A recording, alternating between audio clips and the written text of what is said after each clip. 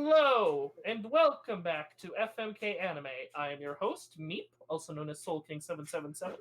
I would like to thank Team 4-Star, before I forget again, for allowing us to do this. I am joined by my co-host, Gilly, and our moneymaker, Dalaran. Huh? Hi, I'm Dalaran, I guess. Yeah. If my moneymaker, the humble Twitch account holder and streamer, then hi, that is I. And as always, guys, you can catch us streaming live Mondays or Tuesdays at twitch.tv/Dalaron Quest, DALARON Quest, where you can join us in our conversations or just hop into the comments. I don't pay you to speak, I pay you to sit there and look pretty. Anyways, Gilly, introduce yourself. I am Gilly. I am looking up as many cursed images of fruit and ramen as possible. I am displeased by these news. Gilly, this is why we keep watching Adachi. And the more we watch it, the more I'll keep looking. That last one has ice cream in it. Our friendship is great. Sure is, sport. So, what's on the docket today, Meep? Well, we have our first episode of Adachi to Shimamura. Wait, do God the other damn it. 5 not count? What? Do the other 4 not count? Or, sorry, we have our I count with how dead they make me. we have our 5th episode of Adachi to Shimamura. Let me just find it in my notes because I was hovering over Ochikobore. Adachi to Shimamura, episode 5. In this, our 5th episode, Adachi struggles to ask Shimamura to hang out on Christmas and keeps trying to build up the courage to ask her. When Adachi does ask Shimamura, Shimamura is troubled and begins to slip and even prepare for their friendship to end, until Adachi backpedals, saying, "It's not that big a deal." Finally, we have some conflict within their relationship, and I am all for it, really. Because before it was very much non-conflict with the alien, but now it's actual conflict. Like, Shimamura doesn't seem to want this to be more. Yeah, it's interesting because I wouldn't say that their relationship was without conflict before, because what 12, 14, 15, well, not 12, sorry, 14, 15-year-olds, or are they 15, 16? Where do they fall? 15. They're 15, right? Because last episode, not this one, the last one established it. Regardless, what teenager relationship is without real conflict? Because the conflict is internal. But now we're actually starting to see dangers to the relationship. Yeah, like this. I am really intrigued to see where this is going. For the first time, I'm concerned. It's giving us complications, and it's a complicated show about complicated relationships, and it makes me have complicated feelings. And that's not going away. In fact, it's only being driven further because Adachi is just this really,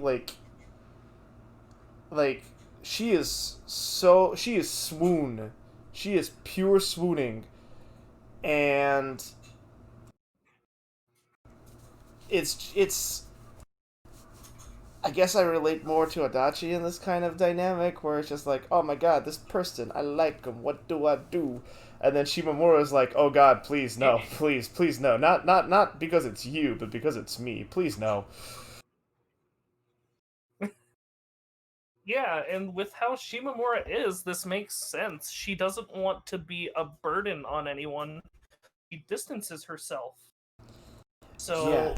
it makes sense that she's like, no, please. And when she's talking about it in her monologue, you see Adachi's face slowly get blacked out like all the other background characters, which it's obvious symbolism, and I like it.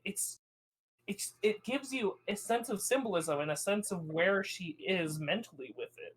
Yeah, She's already like mentally preparing to let go, and that's fascinating and toxic. But finally, we're getting some more conflict, and it's gonna get worked through because that's the structure of media. We're finally getting something to work through more rather than just like them sort of getting closer. This is something for them to actually butt heads against. Yeah, we were headed to the same direction there. The scene where Shimamura finally starts figuring out that Adachi might have feelings for her and that she's treating her not like a friend, but like someone who is about to confess their love for them. And she starts like Adachi stops being like a person to her. Her facial features and like overall personality seems to like be Shimamura continues to disassociate basically. Yeah. And furthermore, like I agree with you 100%. Like, it's interesting, although it's also terrifying, because I don't want to see Adachi get crushed, but that's why we call them crushes. Yeah.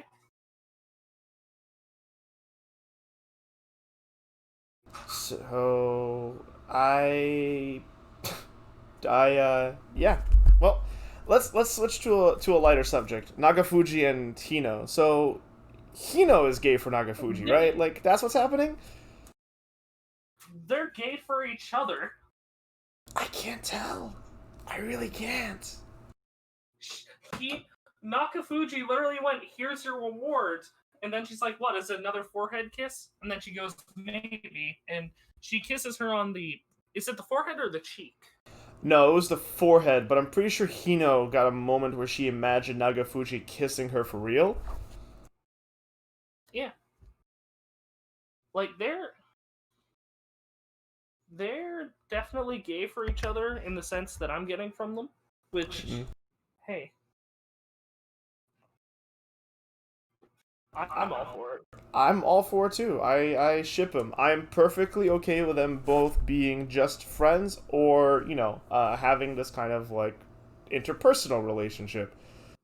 And it's cute when she's like, when Hino got embarrassed and she's like, yep, we're just friends, regular old friends, just as ordinary as any other friend. Nagafuji looked upset, and I couldn't tell if that's because she's like, wait, I thought I was your best friend, and you mean like I don't mean as much to you as you mean to me, or because she felt rejected.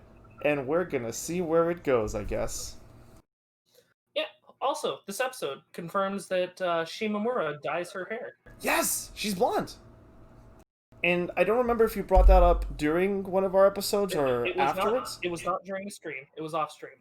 Fun fact for all of our Western viewers: in Japan, blonde hair is a sign of delinquentism. That's why Chi-Chi hated seeing Gohan as Super Saiyan. Oh. I never put two and two together there. Yeah, no. The reason I know that is because fucking Team 4-Star talked about that in one of their episodes, so it was always interesting to me to learn about that. And when I saw Shimamura's mom for the first time, I brought up off the podcast that, yeah, blonde hair in Japan is a sign of delinquentism, and here it's confirmed that Shimamura dyes her hair blonde. Yeah, she straight up said it.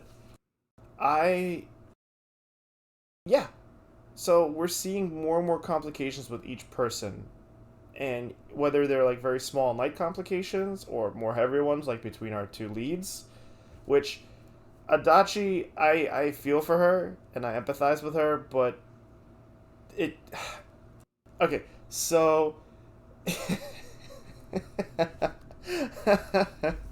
I'm sorry, I just saw what Gilly posted in chat.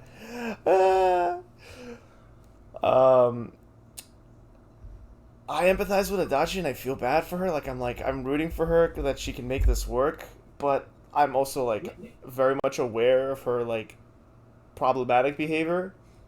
and this episode, for the first time, it got taken too far. Not problematic, not like this is an issue, but like anime wise, where she spent 3 days not being able to get the words of like, do you want to hang out with Christmas from me, or like, do you want to hang out, period.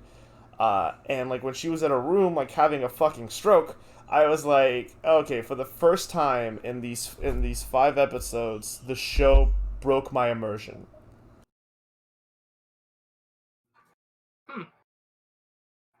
I didn't get that sense, honestly. Okay.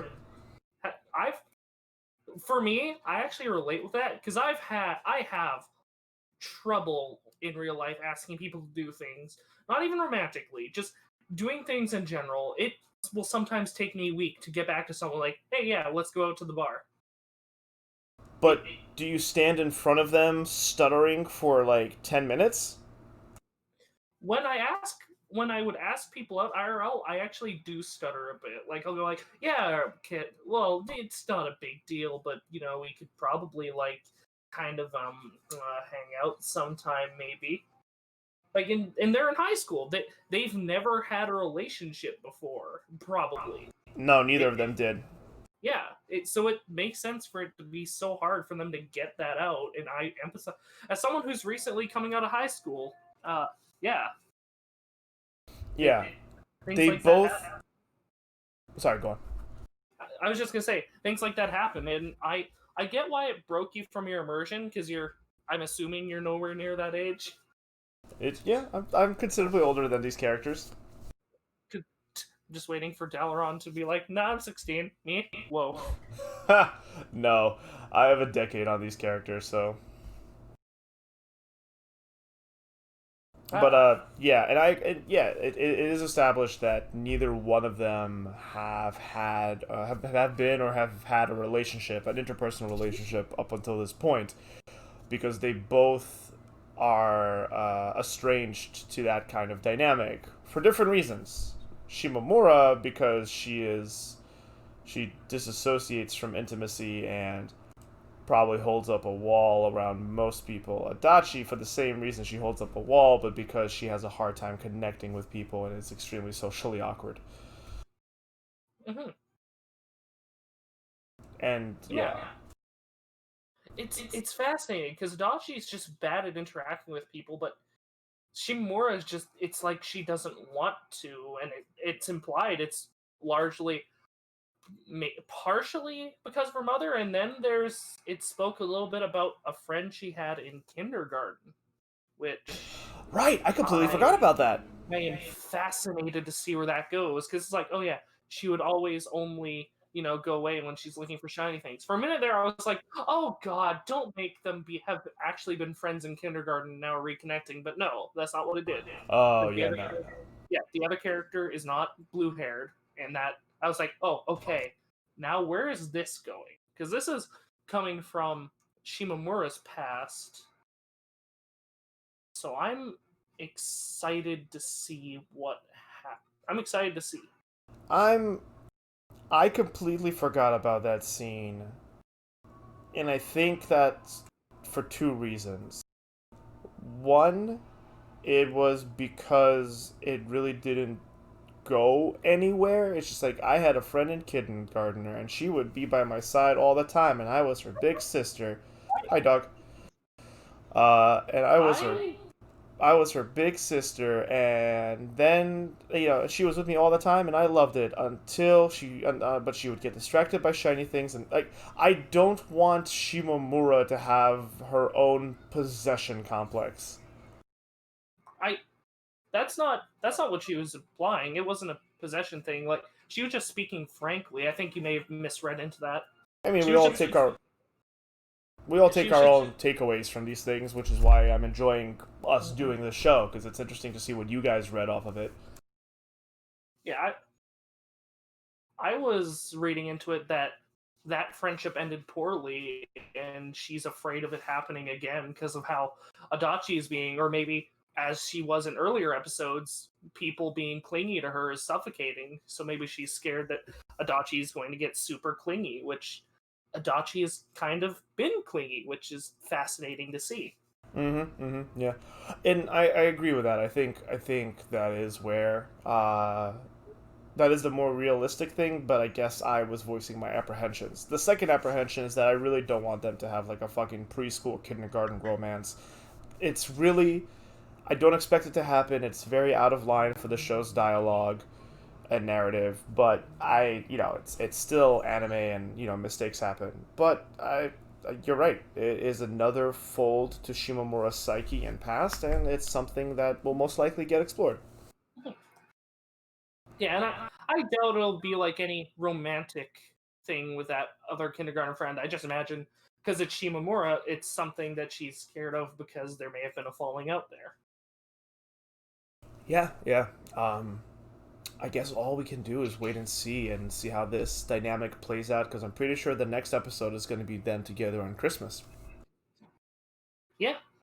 Also, Which before we... Oh, sorry, go on. I was just gonna say, I always forget Christmas is a big thing in Japan. Yeah. And it's not for, like, really religious purposes. It's just... It's gained this cultural presence of a day of friendship and intimacy. It's like a really celebratory event that you choose to spend with someone to kind of, like, highlight your bond. And, rank up! I'm curious if it's a popular thing in Japan to get fried chicken on Christmas, because I've never heard of that. No, it is. It is. Yeah.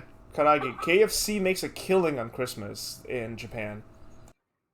Well, alright. It does not here, so I was curious. You don't want KFC's Christmas bucket? No, I'd prefer my parents' home cooked Christmas dinners, which Yeah. unfortunately we can't have this year because COVID. Yeah, yeah. Me and my mom always do a leg of lamb, like a roast. It's really good. Gilly, before I mention the one last relationship dynamic that was explored in this episode, we know this show isn't for you. We can see you sitting there, proverbially your hands steepled, Gendo Ikaring posing. But do you have anything you want to input on this show?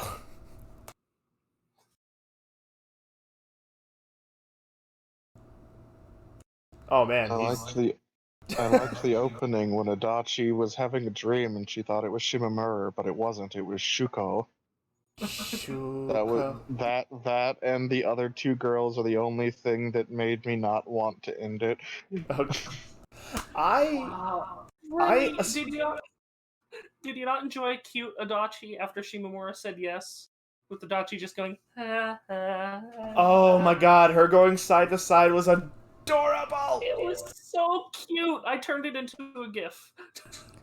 Posted in... That did nothing to... That did nothing to change how I was feeling when Shimamura was laying on her and Adachi was having a borderline orgasm. That there was nothing to bring it back from that point. I didn't really get climactics from it, but yeah. Also, Gilly, also me, post that in the Discord, please. And for those of you who don't know, for those of you on watching us live on Twitch, here's a link to the Discord. But Gilly, I thought you would hate the dream sequence, the opening sequence that was the dream, because when I watched it in my head, I'm like, oh, Gilly's gonna hate this. I just go with the expectation that he's gonna hate every episode, so I don't pick out certain scenes. It's awful, but I enjoyed it because of the disappointment on Adachi's side that it wasn't Shimamura. Okay, so we found the show that Gilly wants blood in. Gotcha. Yeah. Although I guess that shouldn't be a surprise at this point. But yeah, I have to get my really satisfaction somewhere. The space cadet comes in with donuts and food going, yummy! This is week 7. I'm just sitting here taking one of those sticks of rock candy, taking it all off the stick and just trying to shove the entire thing in my mouth. It's sweet and it hurts. But that's where I gotta get my satisfaction. Oh.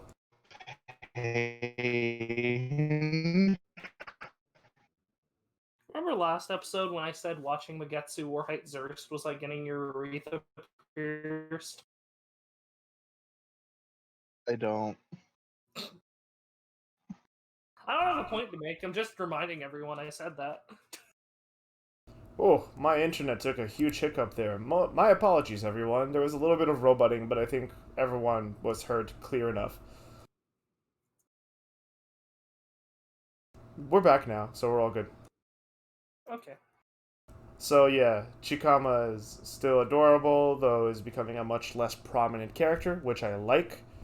And we're seeing a lot of dynamics be explored in this episode. Speaking of dynamics, there is one that we did not mention that I felt was not so subtly highlighted, and that is the Shimamuras, Hogetsu with her mother, and I gave predictions 2 episodes ago, and if you didn't see that episode, well, you can catch all of them on our YouTube channel, Dalaran, or catch them on highlights here on Twitch. But regarding the dynamic between each other's parents, I figured Adachi was, like, I had no idea, because she could be, abusive household, or just not too present family, or a father who left. Shimamura, on the other hand, her mother is overbearing, so she does the teenager thing, just like, oh, stop, Mom. Yeah. Her mom's like, you better help your friend eat. Which I sat there, I'm like, I guess that might just be a cultural thing. Maybe. No, she straight up said that, like, help my daughter eats because my daughter eats too much and she's not afraid about being pudgy. And I'm like, wow! Like, I know she was teasing her, and we saw it in a previous episode. We saw them, we saw Shimamura be self-conscious about her, her waist and body fat, like, love handles, because Adachi grabbed her and, like, squish. But I know she's teasing, but there's obviously a disconnect between her and her mother as well. Different from Adachi's, but yeah. Mm-hmm. Also, Adachi, Shimamura's little sister, was finally nice to Adachi, so that's cute. Also, everyone in this show keeps getting hit in the head. Fucking, because especially Shimamura. It's happened to Shimamura twice now. Because Hino and Nakafuji.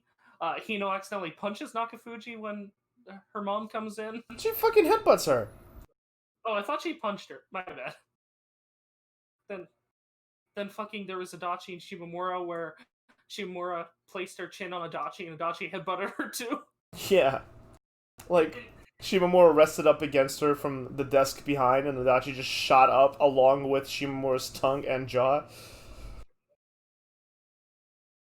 Fucking bashed her in the head. Oh god, are we ready to hold up cards, ladies and gents? Yeah. I am going to fuck this show. Still no proof that Shimamura's mom is married. I will continue being a stepdad, a very supportive stepdad. Here's the real question, Meep. Have you been paying attention if she wears a ring on her finger? I actually didn't notice any jewelry on anyone. So. Alright. And I even think Adachi's mom didn't wear a ring, but that was probably because they were at the pool, to be fair.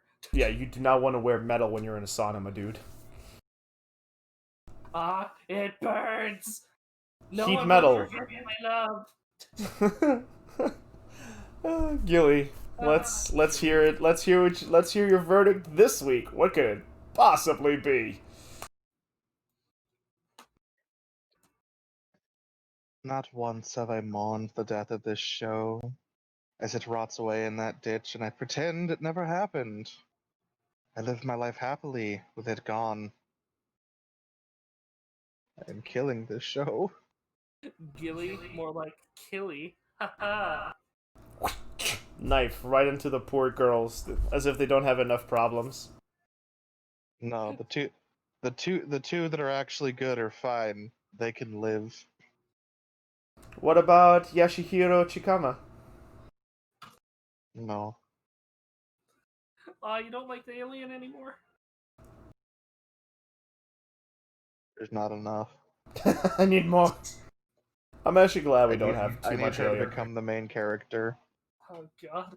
And this is why he's holding up the knife and I'm holding up the eggplant. I'm fucking the show, and I'll say why in a second. But Mipa, you wanted to say something before? I was just gonna say the awards ceremonies are gonna be blood filled when we get to them. Oof. Considering they have to be unanimous. Oh shit, that's right. We all have to agree. Except no, some awards are subjective, and other awards we all have to agree on. Category. Yeah. There's personal category. Regardless, that's still half a season away, if not more. So, as of for right now, despite this episode starting to become like painful in the worst and like it's not the worst ways yet, and I think that's the worst part is that it's intentionally becoming painful, which means that we are going for the full feels ride with this show. And I hate that I'm excited for it because like I want to see the full expression. And from the very beginning I've been saying I want this to either be a really good, wholesome, accurate love story for the setting, or I want it to be a really accurate telling of a quote-unquote love story for this kind of setting. That, you know, high school, teenagers, homosexuality, difficult parenthood, and, you know, childhoods and whatnot, complexes, insecurities. And this show is still delivering that. I'm still not entirely sure if Shimamura's picking up what Adachi's feelings are, or with the end of this episode, I'm starting to get the sense that she's actually scared and is like not ready to fully reciprocate it, even though she may or may not still feel something. I'm still waiting to figure out what's going on with Shimamura. But it is really cute to see Adachi falling deeper and deeper in love, or at least into infatuation with Shimamura, and we're getting a lot of expressions of emotions from different types of personalities. So I'm fucking this show because I really, really do want to see how this show is going to handle things as it continues down this path. Yeah, it's gonna be a lot of fun. I am excited, but ladies and gentlemen, do you know what else I was excited for? Was it Yuukoku Moriarty? Yuukoku No Moriarty, episode 5, where Moriarty helps to track down the son of an aristocrat who is in love with a murdered woman. Two associates help him track down the son and the murderer who killed her and drugged the son because the two were of different status.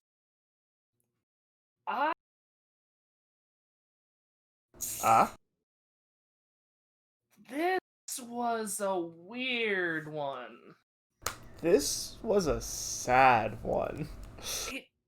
The story was sad. I wish we got to see Moriarty solve it instead of just, nope, he brings in two associates, they found him, and he solved it. We don't get to see any of the process. Well, that's the thing, right? Because this episode does a lot of showing, not telling, and to a radical degree shift, where the previous episodes were very much telling us what was happening while having the characters perform, and, you know, this kind of show needs Moriarty to unveil his great plan at the end and be like, aha, I got you. Although it is, I will say this, it's I can't help but laugh. It's kind of like over the top bullshit to me when each time he's confronting the person who's about to die, or he's just like, I, crime consultant William James Moriarty. I'm just like, why each time? Well, He has a flair for the dramatic. yeah, it's stupid. The episode had a lot of focus on well, they had to introduce two new characters. Mm-hmm. And as we can tell, there is something that the Moriartys have been planning for a while, because now they're talking about initiating bringing them in. So there's obviously something overarching that they're setting up for, which I'm very curious about now. Yeah. And the It's a one guy big plan. Yeah. And there's a kid who can look very feminine. That's his power so far. Quote unquote power, I'm saying.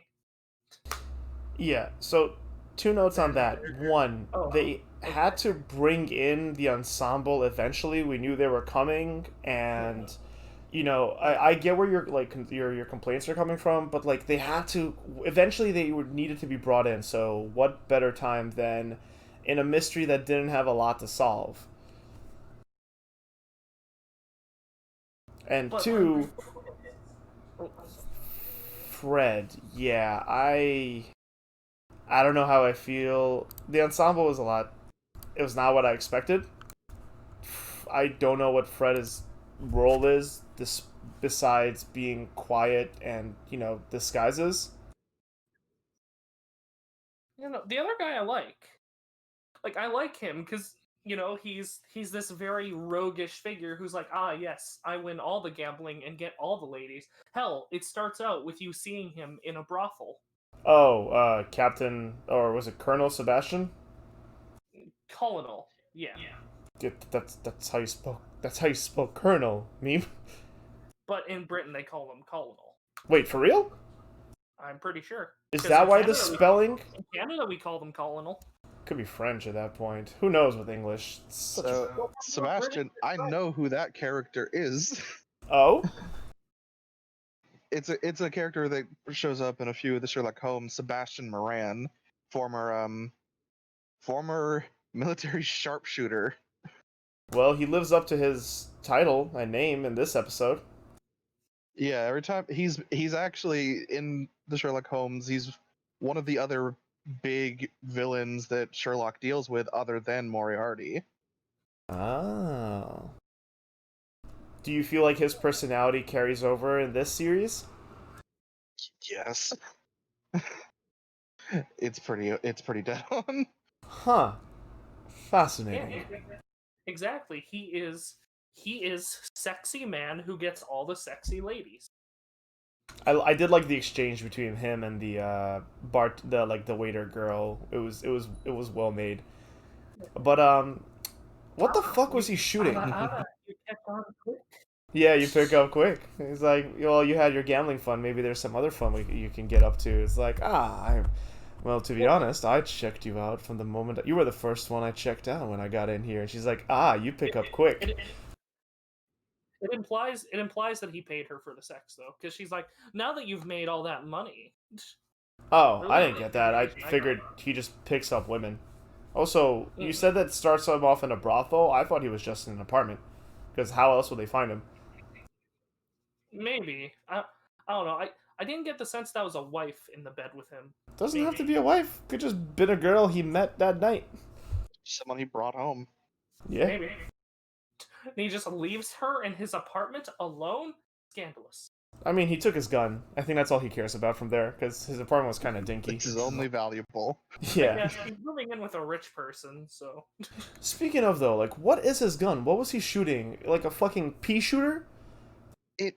It seemed like some kind of... I couldn't even tell. Like, from the angle, it was really hard to tell what he was firing. It looked like a rifle, but it had, like, a revolver drum, and the bullets seemed extremely small, and the sound effects of them sounded like, was like a that fucking... silencer? Yeah, it was like but there wasn't a silencer on the gun. It felt like a pea shooter. Maybe he was using a BB gun. That's what I mean. Yeah, and what? No. I mean, he wasn't trying to actually hit the guy. He was just trying to make him pretty much dance around as they were literally recreating how the woman died, dancing on the bridge before she fell. So fucking good. That scene was so... Again, I wish we got to see the villain suffer more. Like, really, like, suffer and bleed. But the fact that he died the fate he made Frida face was the same... the fact that he suffered the same fate, I'm still 100% more. Like, this show, I do want more blood and suffering, because these people who are dying are scum. But, like... the poeticism. I would be remiss to dismiss and not appreciate the poeticism here. It's it's the idea of karmic justice, so it's very good. He Yeah. danced Like, with the devil and death underneath the pale moonlight, and the moonlight was green for some reason. Don't get me wrong, I'm not saying I hate this episode, it was just the pacing was weird because it like I think that this could have been done introduce the new characters. I feel like they could have also had, inklings of Moriarty discovering and uncovering the case like in the first episode. But in this one it's just sort of it shows the first half, which is Moriarty meeting with the other son who wants his friend to be safe, explaining this is the girl who died. Tate. Okay. Tate. But yeah, saying like, okay, this is the girl that died, this is how she died. Okay. And then he calls in the friends, and when the friends come in, they have the other son. And he explains like, ah, yes, this is what you were doing, but it doesn't go through the process of him figuring it out. He's like, oh yeah, no, I uncovered records. It's like, okay, and I guess it would be weird to make that interesting, but in the other episodes, it's at least shown him, going through the process. In this, it very much was a way to get the other two introduced. I just wish it felt a little more organic. So two things I think are the reason why you feel this way. One, he did do it, but it wasn't Moriarty. He sent Fred into the brothels to steal the documents we were shown earlier, where I don't remember his name, but the fucking sneaky weasel scumbag Dudley, yeah, Lord Dudley, how he had checks from different families and letters with their signatures, implying the blackmail then would be revealed at the climax of the episode. And secondly, I think the reason you feel the pacing is off, because unlike other episodes, this was much less focused on the actions of William, and we got way more screen time and attention to the relationship of Frida and Lucas, or Lucius, one of the two names. Lucian. I mean, yes, but at the same time, it feels very anticlimactic. It feels like a dud at the end when the karmic justice is delivered, because you don't see the mystery uncovered. You don't see it being worked through. Yes, he sends Fred, but we don't get to see any of that.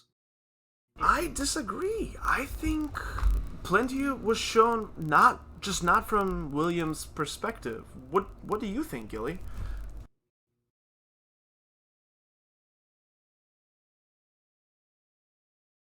I can't believe Gilly's fucking dead.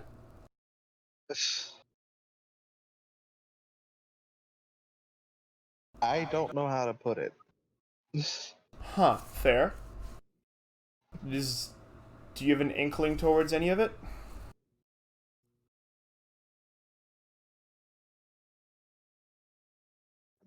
Do you share? Explained, for the most part, his deductive reasoning on the bridge itself, and you can see throughout that almost immediately after his first conversation with the other professor, he had complete and utter suspicion of him. Oh yeah.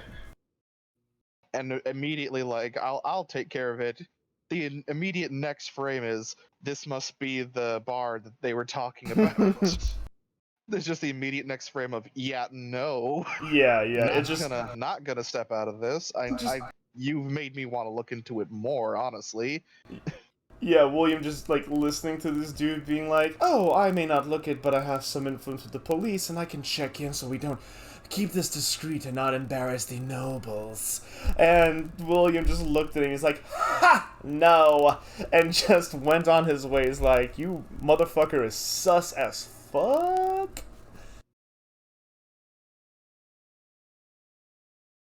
So I didn't get the same. I think it showed and said what it needed to show and say. No more, no less. Like, also, like, considering this plot, this story's setting and context, like, there really isn't more to have been said, right? Like we were shown the checks, we were shown the letters, we were clarified what those were at the end, and like there isn't like a grand conspiracy. This was kind of simplistic in its design.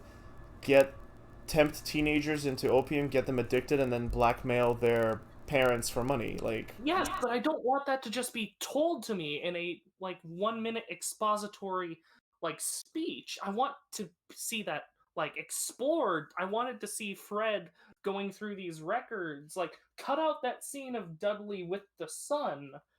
no, There no, again, no, no. made this story a two-parter. This is one of the greatest Sherlock stories of all time. Why couldn't it have been a two-parter? It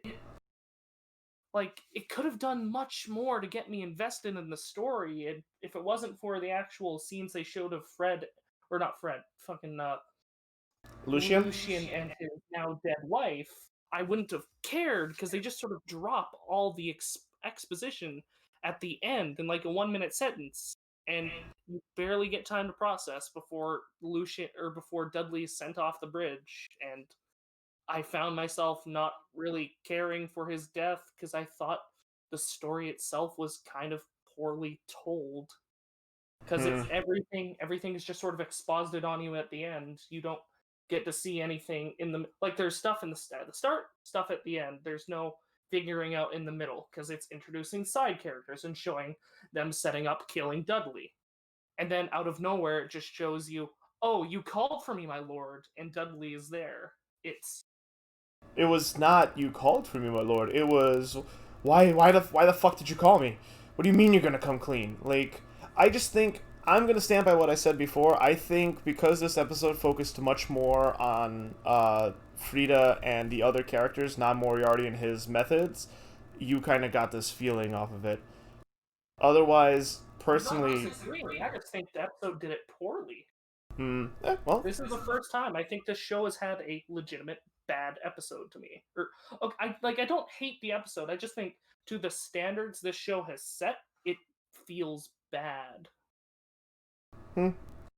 also apologies if there's any noise being picked up. Someone has decided to use a leaf blower at 6:30 in the evening. I don't know. What the fuck is Brooklyn?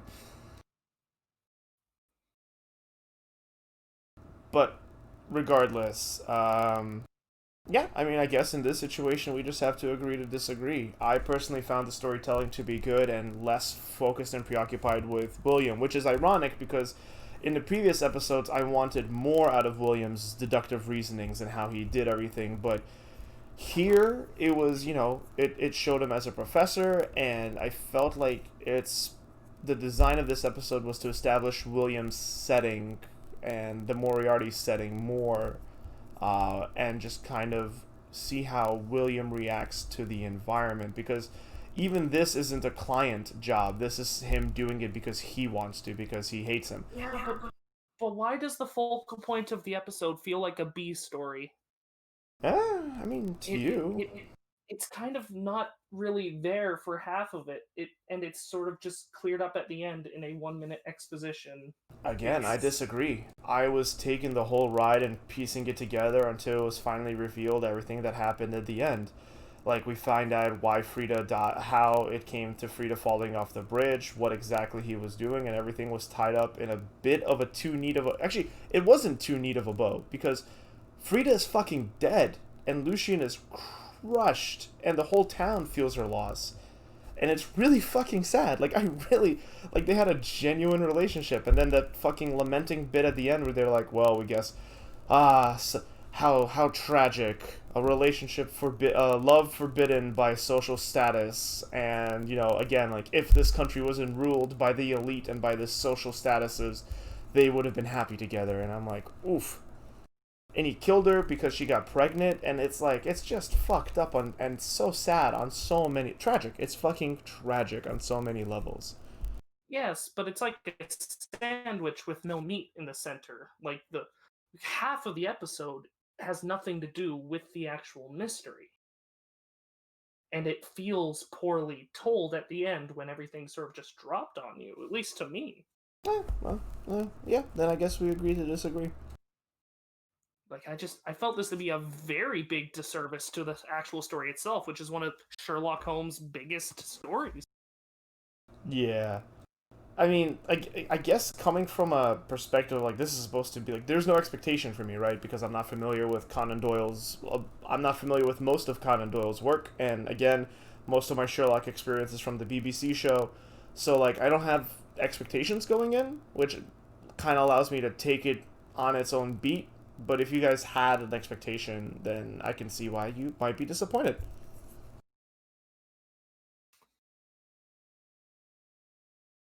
Regardless, I'm finally starting to see the shonen when Tate was like, a fucking Moriarty is like, why are you doing this? Like, why do you care about what happens to your roommate? And he's like, because he's my friend, and with our friendship, he's a good egg, and I believe in him. And I'm just like, there's the shonen. Hold on to that friendship. Hold on to that friendship, young Midoriya. I don't know why, but I think just one of the favorite things early on in this episode was when he walks into their dorm and he's talking about how it's obvious that nobody's been has slept in this bed in a while, and he turns around basically saying, you need to tell me what's happened because I'm far more cross than I look, and there's just all the waves of malicious intent. Again, proper British vernacular and just good comedy without compromising any of the characters, and I appreciated it. I am far more nettled than you might think. I'm cross. Don't make me nettled. Up on the that was like super early in the episode, and I really liked it. It was nice. It was kind of funny. There were things in this episode I liked. I don't mean to trash on it. It's just that's a pretty big part of the focal story that I can't let go. But the rest I liked. I liked the bar maiden, like how she's super sad over this woman, possibly foster daughter. That was sort of the vibe I got. Her death. I think she just cared about her the way a boss should. It felt parental. Yeah, I mean, they kind of made her out to be this like badass matriarch like kind of woman. I dug her character more. Yeah, I'm saying I liked her. What do you mean? I liked her character. I'm not saying I hated her. No, I didn't think that. I don't know if I cut out, but I said that like I expected her to be a bigger part of the show with her like design and her attitude. I expected her to be a much more integral, present character for this episode. But hey, I still dug on her. I'm assuming you didn't watch the preview, right? Oh, this No. has nothing to do with that character, but it just reminded me. Nope, no previews. Okay. Gilly, did you watch the preview? Oh yeah, I did. We'll have to talk about some stuff after. Cool. It sounds like we're ready to hold up cards, guys. Sure. We're talking about that boss lady. She looks like she could use one of those rooms upstairs. I feel like I can cure this sadness. I'm just gonna win a bunch of money, take her upstairs, kick the sharpshooter in the dick. Who messaged you? It'll be a fun time. So, sounds like you're fucking this episode, Meep. Yes, I'm not killing it. Like, my problems with this episode aside, the next episode I am super excited for. Gilly? You have surprisingly been quiet for this episode, and while we've come to expect that from you for Adachi to Shimamura, it is uncommon for you to be this quiet with Moriarty.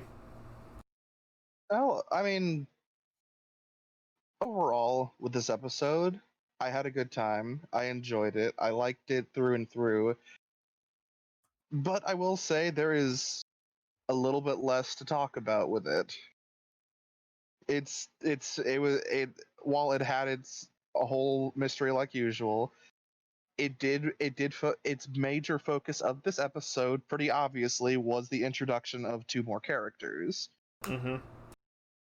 the story was sort of mostly just a kicking off point to bring in two people.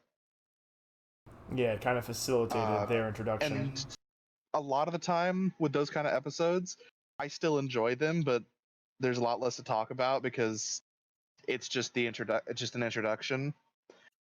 But I still liked it, and I'm still gonna fuck this show, especially since now that I can actually talk about Sebastian Moran because he is actually an interesting character. Now, when you say interesting character, you mean in the show or in Conan Doyle's works? Both, honestly. They're doing very well with him in this. He just hasn't had too much screen time other than being a ladies' man and a gambler and good with a gun. Yeah. The girl he brought to his room had a fun time. But I'm very interested to see more on him because I like Sebastian Moran. Yeah, me too. Fred, I don't know much about, so that's gonna be me learning as I go. I have to imagine Sebastian has a good dick. Meep has found the character to thirst over in this show, so congratulations. He is not yet husband material. That is to Gojo, but So, yeah, fucking the show. cool. May I join you two in this bedroom of watching anime, because I too wish to keep fucking Moriarty's Yuukokus. having a threesome with the barmaiden, I can dig it. I mean, all the cast, except for the scumbag of the villain of this episode, the cast is generally good looking. They're all very handsome. I don't know. I feel like I want to be cuddled by Lewis. I want to see more from Lewis. He's very passive. Same with Albert. Was Albert in this episode? No, Albert hasn't been in the episodes at all. Oh, like he was in the last one, but he barely had any lines. Yeah, he's been kind of ever since the flashbacks and like the first episode, he hasn't been making too many like major appearances, which is heavily disappointing. With Lewis, I understand because he's more of like this quiet, reserved character, the Sebastian, the butler of sorts. But Albert has agency and presence and charisma of his own. It's just a little disappointing to see so little of him. Every episode, I'm like, where's Albert? Where's Albert? Yeah, I feel like Albert, at least in this episode, it seemed like he was sort of off doing more.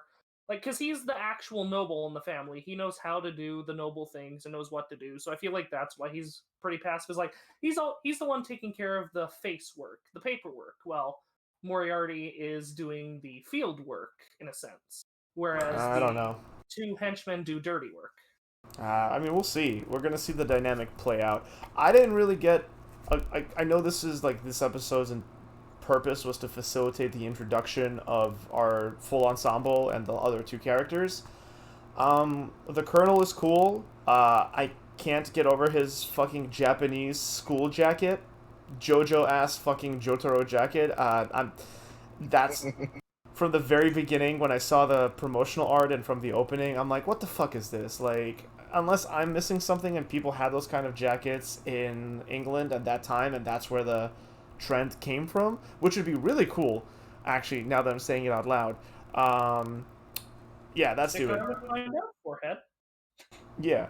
But, like, apart from him being strong, charismatic, like, you said that he's, like, interesting and complicated. I didn't get that. I got him as charismatic, but I still need to see more depth from these characters.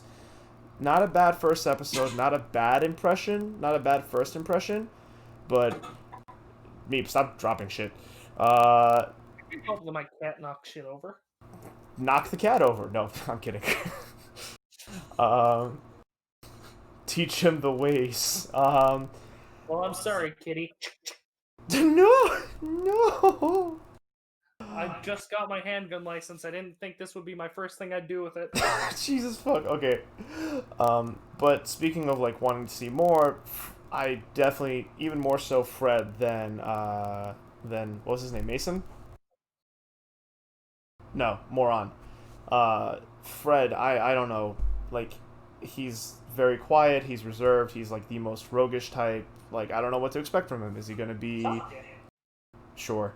Is he going to be, just the quiet kid that gets all the jobs done, or are we going to get some more depth from him? Regardless, this was a good episode. I personally like the pacing. We got a really, really heavy front-loaded introductory scene. Then the show then did this like more lighthearted scene with like the university and the like comedic exchange between Tate and William. And I really enjoyed the narrative structure of this episode and how it was paced. We'll see, because it shows that the show isn't just going to be on William and how cool he is all the time, and I appreciate that. So I'm fucking the show along with everyone else. Also, I'm going to stay on my prediction, and I'm gonna say that we're gonna get Sherlock in 2 or 3 episodes, because the group needs 1 or 2 episodes to kind of really come together and feel solid.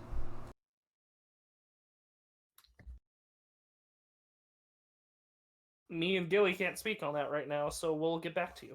Yeah, maybe stop watching previews, because that just spoiled the next episode. That heavily hinted on the next episode. They get me excited for the next episode. Don't you fucking judge me. I am, because you heavily implicated something for the next episode. I never spoiled anything. I just Nah, chats, booze out for Meeps. Booze out for Meep. Listen, it would have been just as bad as if we didn't say anything. I'm just saying. Nope. If you didn't even bring, if you said, did you? Implicative knowledge. We cannot speak. I disagree. If you said, "Hey, did you guys watch the preview?" Yes, no. Okay. But what you just did heavily implied something for the next episode. So now I know what's gonna happen, and that's lame. You're lame. Booze out for Meep, everyone. Boo this man. Boo this man. Or maybe we should all watch previews, because previews No! are excited for the next episode. No, the next episode comes with the next episode. Shame on you. Shame on you. I don't know what to expect. If I were to tune into the next episode to see child murder, I'd be like, what the fuck is this? Well, maybe you should... No, I know what to expect. Alright, we're having this conversation. No, I disagree. Previews are there for the people who want it, but this show is meant to be an episode-by-episode breakdown, so the next episode should not have any inclusion in this conversation. Especially since previews are often considered by many people something that they don't watch. And that's a spoiler. But the preview is in this episode, therefore it is a part of this episode. That's bullshit, and you know it. No, it's not. Speaking of shame... Tabitabi? Majo no Tabitabi, episode 6. In this, our 6th episode, Elena travels to a kingdom where no one can lie. She meets a witch who gave up her magic and voice to enchant a sword to keep people from lying. As well, she meets up with Saya. The 3 of them destroy the sword so people can lie again, and Elena and Saya promise to see each other again, while the kingdom learns a valuable lesson in lying isn't bad. What the fuck was the message of this episode? Yeah, it was a little scattered, but before we get into the episode itself, I would like to express my mind, like the two thoughts that went through my mind, the thoughts that went through my mind in the first 5-10 seconds of this episode. It was, alright, cool. Oh, CG bird. Water! Water! Beautiful, beautiful, gorgeous water. Oceans. Ah, so fucking beautiful. God damn!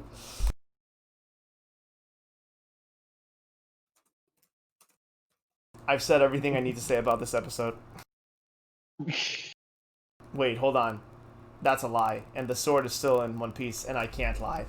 I don't know, Meep. I don't know the full moral of this episode, but I can say that it is a complicated matter. It's one of my favorite socio-philosophical or psychosocial concepts to deal with. The concept of a lie, whether it is inherently evil or wrong, and if a world without lies would be considered a better one. And so it was interesting to see this show approach it. I have thoughts and feelings about their approach to it, but yeah. This was the closest I got to feeling bored with this show. I wasn't fully bored. And there were some things that I liked. I liked the joke with Saya just fangirling and Elena looking just unenthusiastic the whole time. I thought they were so fucking cute. Saya is adorable. They were. They were adorable, but then Saya decided to channel her Sakura Ino. I mean, We've met up again. It must be fate. Let's get married. yeah, because she can't That lie. line. I expected it to be worse, personally. I thought, like, Loved it. I saw Saya and I'm like, oh, cool, Saya's back. And then I remembered, yo, need to get rid of those sounds, bud. But I saw Saya and I'm like, oh, yay, Saya's back. This should be interesting. Back to back with Fran, huh? Well, at least we know the narrative structure of the show. The episodic structure of the show, but regardless, then I remembered what town they're in, and I'm like, oh no, this could be either really cute or really creepy. And I'm glad that it went in a generally good direction. Like, don't get me wrong, Saya definitely was a little too fangirly in like one, if not two scenes. But overall, how can you guys hate Saya? She's so cute and precious. I never said I hated her. I don't hate Saya. You guys, She channeled her Sakura Ino, but I don't know. I remember you guys being. It because it wasn't as bad, first of all, and second of all, Elena pushes back. Like she even said, your feelings are way too overwhelming. Yeah. They can't lie.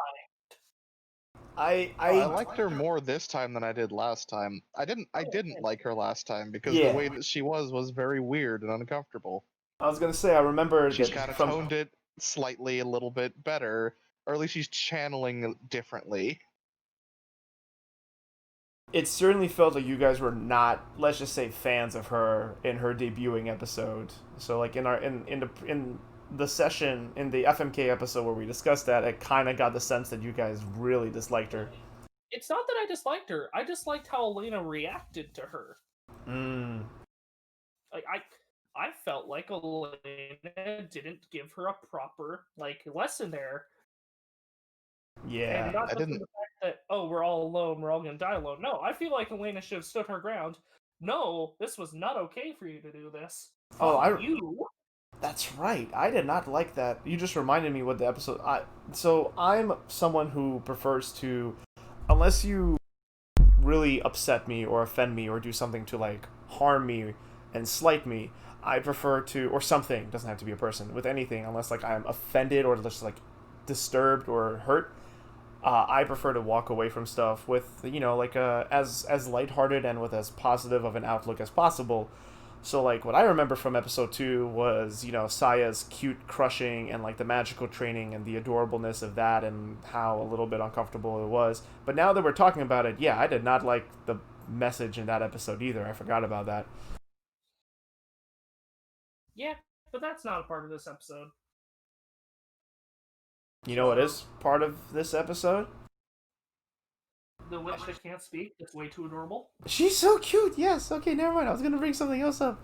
Can we talk about Quicksand Witch? Yeah. Who's not Willow? Totally not Willow from The Unexpectables. Oh my god! I didn't make that connection. You didn't? No, because I have no idea what's being talking about right now. Yeah. I'm probably thinking about D&D, Dalaron. Well, what can I say? I like what I like.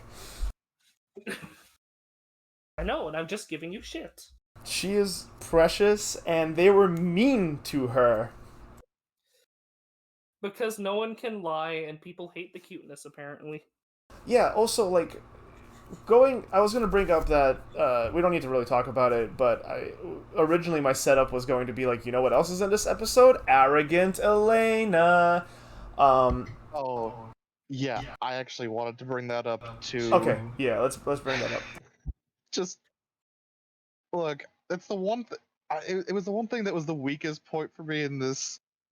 Yep. It was one of it happened a few different times in the episode, but it was one of the weakest. It was the weakest thing for me in this, because the whole thing of just looking at herself and I'm a beautiful and successful witch. Oh my, I really can't lie. Oh, fuck you. Seriously. Fuck you. Go fuck yourself. No. I have a twisted personality. I have a big heart, a pure heart. I think the only person that likes stroking Elena's dick off more than the show is Elena herself. Like, Jesus. Yeah, which goes into my theory that I think she completely switches moods around people that she respects. Like it kind of tones down when Seiya's around, which it's just probably because Seiya is kind of overbearing. But whenever she's around people she respects, that personality seems to flip, which I think is an intentional thing of the show.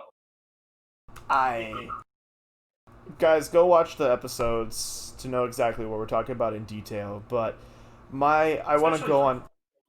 Yeah, I want to go on record saying that there are strong female characters and assertive female characters and confident female characters that I love to death, and we need more of that in all media. We're gonna get to one, if not two, of those later on. I think I am in this week's episode, but Elena doesn't feel like she's earned this cocky arrogance. She's skilled at magic. She's a traveler, and she's done some stuff. But what else? Who the fuck is she? Like, what has she done to make herself feel like a fucking god amongst men? Be humble, girl. Appreciate the world around you. It will make us experience it a lot better. What made Peter into a bitter alcoholic and Family Guy? That's... what the fuck? It's... Here's the thing. It's an episodic show. It's not going to show, like, the reasons they feel that way. It's the nature of it. I don't like it either. Elena's arrogance is weighing on me. Ooh! Like I said, this was the closest to feeling bored I've been with this show, because I didn't know what the message was. Saya, while adding some comedy. Not a ton of it did things for me. I really like the quick sandwich, but the story focusing around Elena and not the actual story itself this time kind of didn't do it for me, because I don't like Elena. I'm very much a person of, in these episodic type of shows, in these Kino Journeys, in these Family Guys, in these American Dads, it doesn't have to be centered around the main character. It can be centered around the story, because the main character isn't supposed to matter in these types of shows. Granted, they can make the main character fun and interesting, but they're not supposed to matter. You say they're not supposed to matter, but it's hard to say that, and we're not. I don't want to stay too long on this because we've discussed this in previous episodes of our FMK. You can check those out, guys, our viewers and listeners, to see exactly us go into greater detail on this. But like, I'm gonna stand by my position of, you say that, but she is constantly interjecting herself into the show, and when someone is like, look how great and amazing and beautiful and incredible I am, it's hard to say that the show's not about them. Well, it does this more in this episode than in others, which is why I wasn't with it, because it's going against that structure it's laid out in previous ones. It's I mean, I also disagree with that. I'm sorry for interrupting, but I completely disagree. The only reason it feels like it wasn't the previous one is because the last episode, she was much more humble and kind and receptive of people. In the other two episodes before this, what episode we're on? I believe we're on 6? Yeah. In episode 4 and 3, she was super arrogant. In episode 2, too. Yes, but in episode 4 and 3, the story wasn't about her. In episode 3, it's literally she goes to Flowers. Yeah. We get to watch the Flower story take out. She does barely anything in that. Literally, and then in the second part, she goes and is a watcher of this slave. That's it. Episode 4, she's in the kingdom. She digs a hole. That's all she does in that episode, and the rest is taken care of by the princess. Yeah, she wasn't that arrogant in that episode either. She's very passive in most of these stories. This was the one where she took an active role in doing something. You know what? You make a good point. And that's why I didn't like it so much, because it felt going against the structure. Like, the structure of these types of shows is supposed to be the main character doesn't change. There's no development for them. Like in season one Family Guy, Peter's gonna be the same as he is in season 5. That's just how it shakes out. And granted, when shows run for seasons on end, of course they're gonna change just because writers change and go a different direction. But that's not character development. That's writers wanting to go a different direction. Mm-hmm, And this time, it does feel like Elena has a set character. Like when she's around Fran or Seiya, she won't be super arrogant because she knows it'll piss them off. But when she's just by herself, she's gonna be super arrogant and full of herself, and it's gonna be largely the same each episode.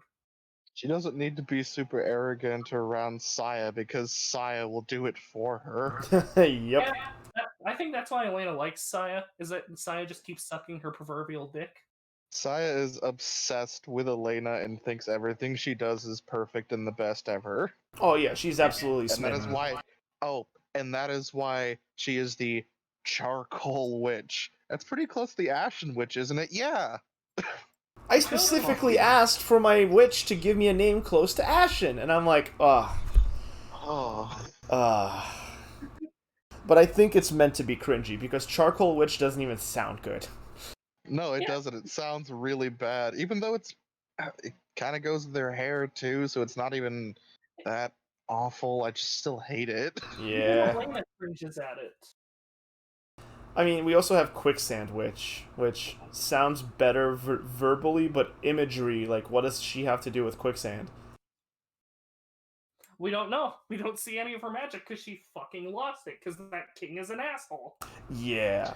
Also, And yet, she still has feelings for that king. yep, and that's my problem with the end of the episode. He threw her out the moment she wasn't useful to him, and she's like, forgave him instantly, and is like, let's be friends. Like, I still care for you.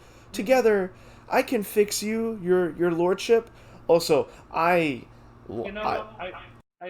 sorry, I don't mean to interject, but I would defend that and be like, oh, but no, it's a depiction of abusive relationships. I don't think that's what the show was going for here. No. I don't think it's trying to be that smart. No. Also, like, alright, so we'll talk about the other stuff. Let's talk about the core of this episode real quick. So we talked about, you asked, like, what is the lesson of this show, and this is much less of a lesson because there isn't really a decision, like, there isn't an objective decision that's come with this philosophical concept. Point is, just because you lie doesn't make you a bad guy, and just because you're honest doesn't make you a good guy. As we could tell, where people are kind of shitty in this town, eh? Yeah, a little bit. Even though they can't lie, they're still pretty shitty. Like, they can't verbally lie, right? They can't, like, audibly or, like, say things or make statements. There we go. They can't make statements that are false. But when she came up to her and, like, hey, is this bread fresh? She just smiled at her and she's like, oh, that means, that's an international symbol for yes. And then she ate the bread and, like, this shit's stale. Fuck, what the fuck? And then the two dudes who are just, like, yelling at each other, like, you suck, you're a cuck, yeah, well, you're ugly. And I'm like, what the? These people suck. And the king is an asshole, too, with his fucking Dragon Quest ass-looking fucking sword, which I do appreciate that the show makes fun of itself when it counts. Yeah, I was gonna say, it happened twice, but it wasn't one of those things where it felt like it was forced either time. It didn't feel like, he just gets this sword and he's like, yes, it's kind of lame though. And then the last time when it gets thrown out of his hands, like, no, the lame sword. Yeah, no, the lame sword that makes people tell the truth. It's so, both times it felt really funny. It felt really nice, and it didn't feel like it was overdone, so I was happy with it. Because it was expressed through characters. Like, Elena cringed at it when she saw it, and then poor Quicksand is just like, I found the most magnificent sword to imbue this enchantment on, and and then when he called it lame, she looked so sad. So many of Quicksand's moments were very funny and really enjoyable. Like when the fight starts, she puts up the sign like, I am a non-combatant. And then she's just like, the sword can shoot out magical energy, it hurts a lot. And then Elena lets fucking Saya tank the hits for her. And Saya's funny. Saya is funny, man. She's adorable and her expressive. She's the most expressive character we've had in this show, and she's a delight. She really is. I mean, it's better now. I think she's a lot better than she was originally. Yeah, when she's not manipulating and lying to Elena the whole time and being extremely Yeah, creepy. she's very openly obsessed with her and not trying to force her to never be able to leave ever. But ultimately, in regarding this episode's lesson and how they handled it, this is hard to get right. And everyone knows that I'm on the fence with this show, and I'm still on the fence with this show, and we'll get into them when we hold up cards. But do you want to sit next to me? Because I'm on the fence too. okay. Which is understandable. However, I don't. The arrogance of the main character indicates the arrogance of the writer, and I hope that's not the case. And this is a concept that's hard to do really well. Not as hard as to write as time travel, but that's over time. This was obviously a single episode, and she left. This episode focused much more on the characters than it did the setting or the plot, which is both good and bad. It's bad in my opinion. It's bad because we didn't really get to dive into, like, we didn't get to sink our teeth into the concept itself, the whole lying thing. We kind of just had it be expressed and then wrapped up at the end. But we got a lot of good character interaction and a lot of funny, also adorable and really charming and like affable character moments. And the whole episode looked fantastic, by the way. Like, it was gorgeous to look at, from the water to the animation of the characters. Everyone just popped, their eyes were bright. It was just fun.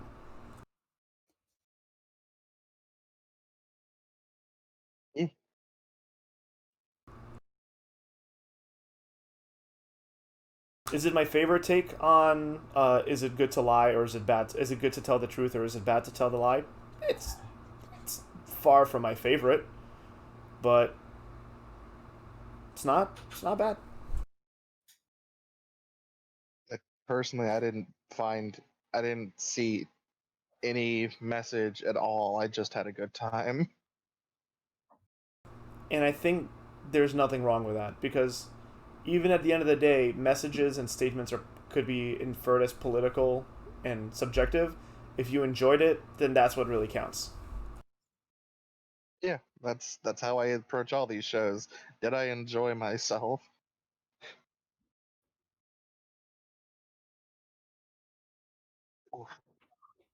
Should we hold up cards, guys? I think we're at that point.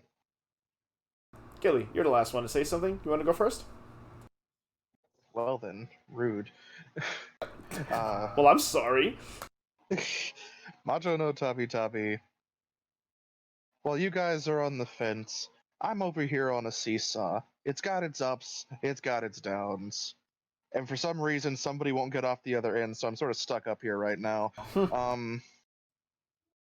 With that being said, I'm going to fuck this show, because it has, the past few episodes has been kind to me and made it actually gave me an enjoyable experience.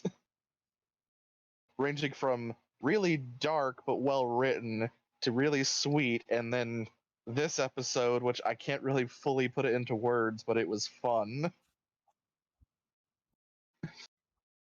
I disagree with dark and well written, but I've already said that in previous episodes, so I'm not going to repeat myself.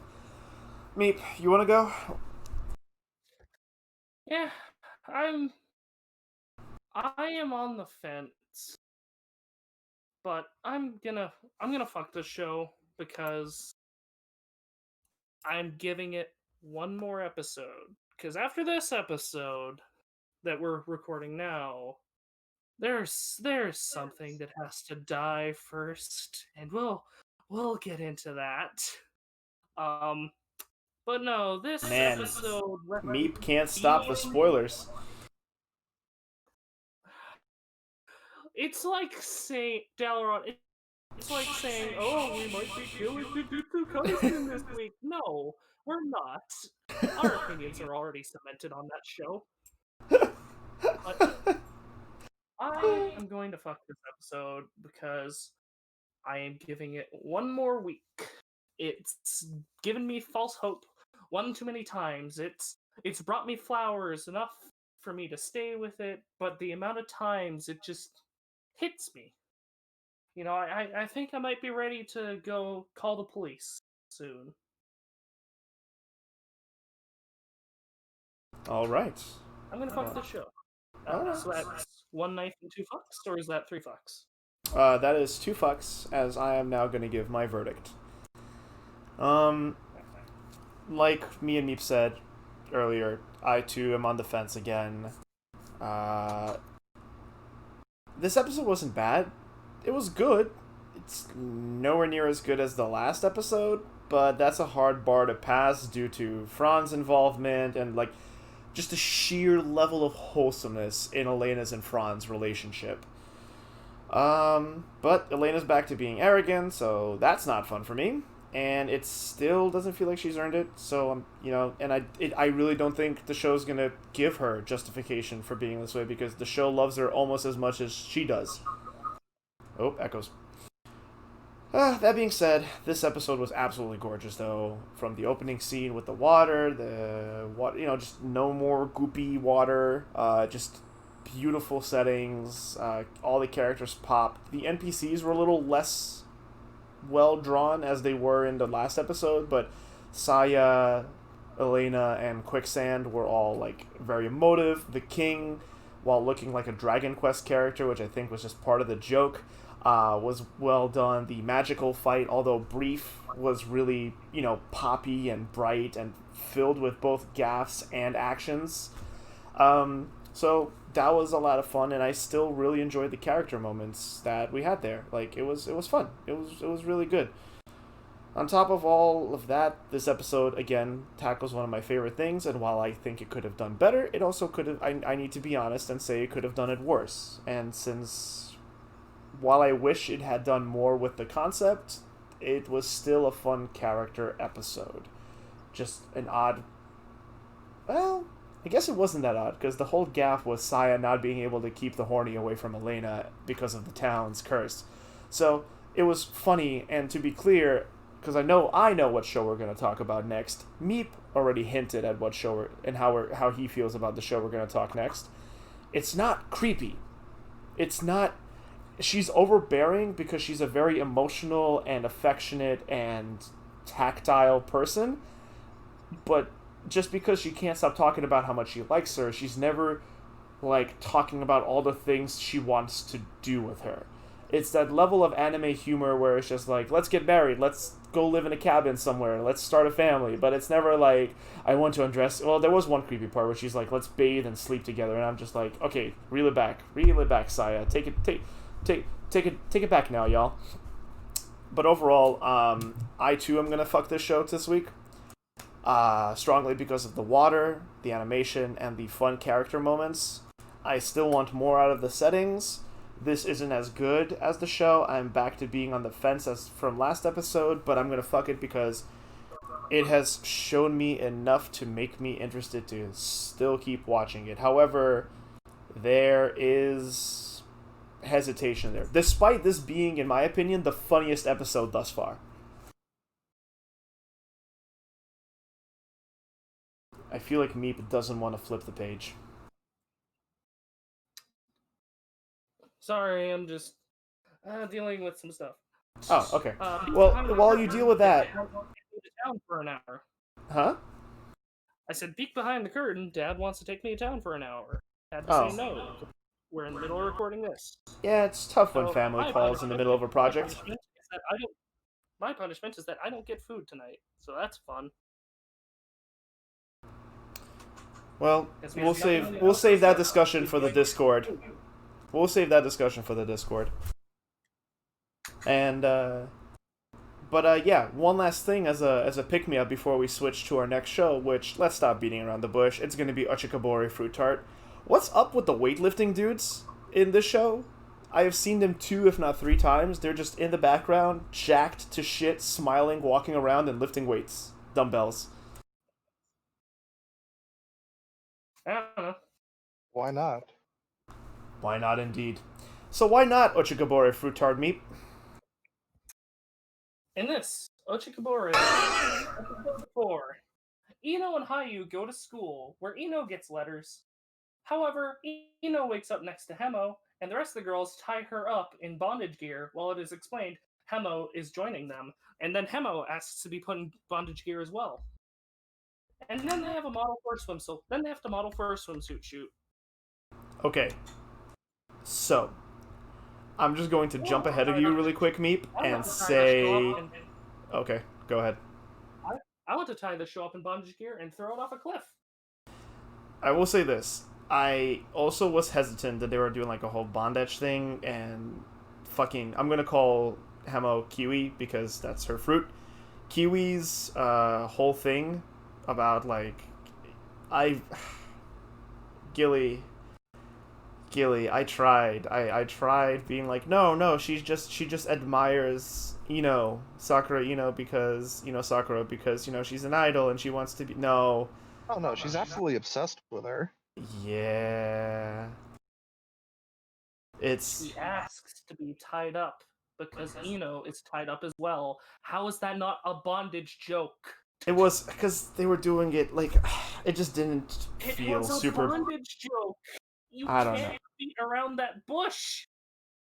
I don't want to beat around any of these bushes, but I'm choosing to think that they were just making a funny punish me too because I got her in trouble joke. No, that's not. I didn't see that part as the bondage joke. The bondage joke was when Ho-Ho looked in. She's like, "Oh, am I interrupting something?" And she just started creeping away back through the door. That was funny though.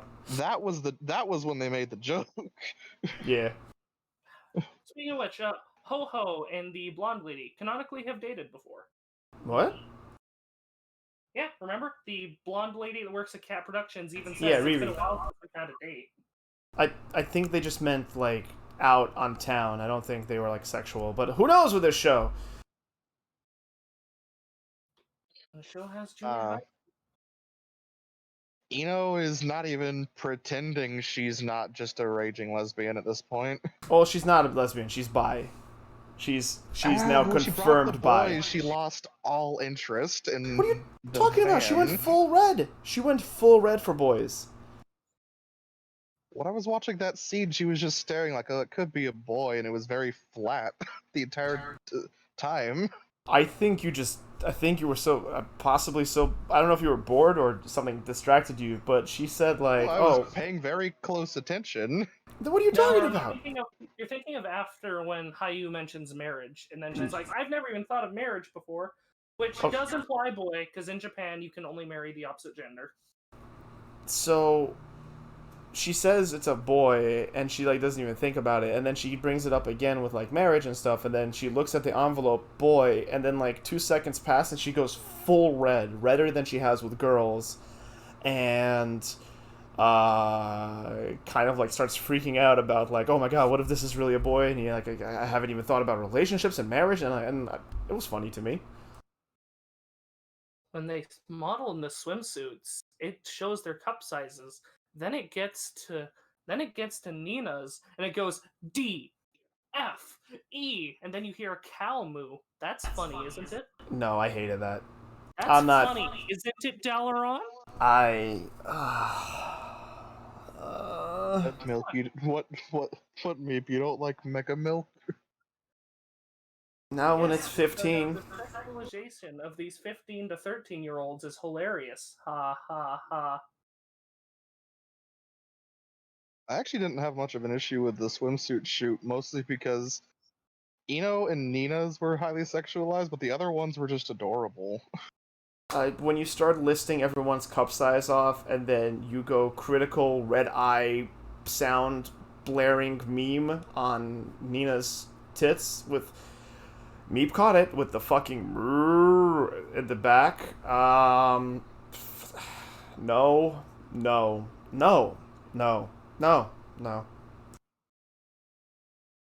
And it's not gonna get better. It's not. The music What music? There was no music this episode. Let me just say something. first. Sorry, I just want to get this out first. I'm upset now. In this idol anime, we've had 2 out of these 4 episodes. We've had 2 musical numbers, not uncommon. Both have been very. The first episode, it's expected. It was kind of nothing. It's just sort of there. Then next time, it's supposed to be their big performance. Weird dance moves. Music is kind of meh. The animation is meh. And that sets a tone. And this show has been setting a tone of the sexualization it's going to do, the kind of jokes it's going to tell. And no, I am not for this. This is not... I know you two are enjoying it, or at least Gilly, you are. So I feel bad about having to trash it, but I have to. It's just... It hurts to watch. It makes me feel gross. And when I'm not feeling gross, I'm feeling bored. And I can just nitpick. Because that's all you can do when you're bored. It took me an hour to watch this episode. Because I kept walking away. Just...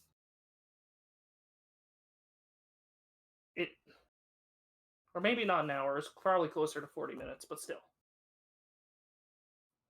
I don't know. So, someone take it away from me.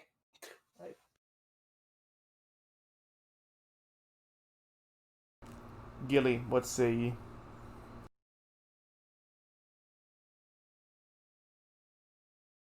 I mean, other than a couple of moments, I didn't really have any issues.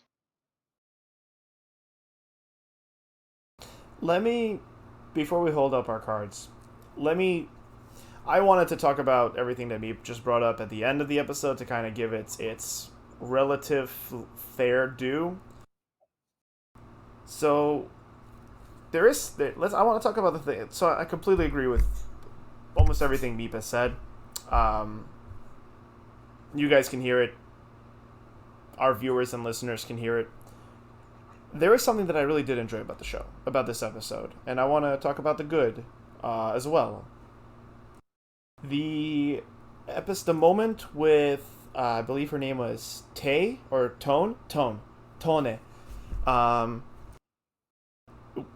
Their actual fan who like follows idols, and they saw their show, they saw their performance last episode at the concert, and she felt really inspired by them.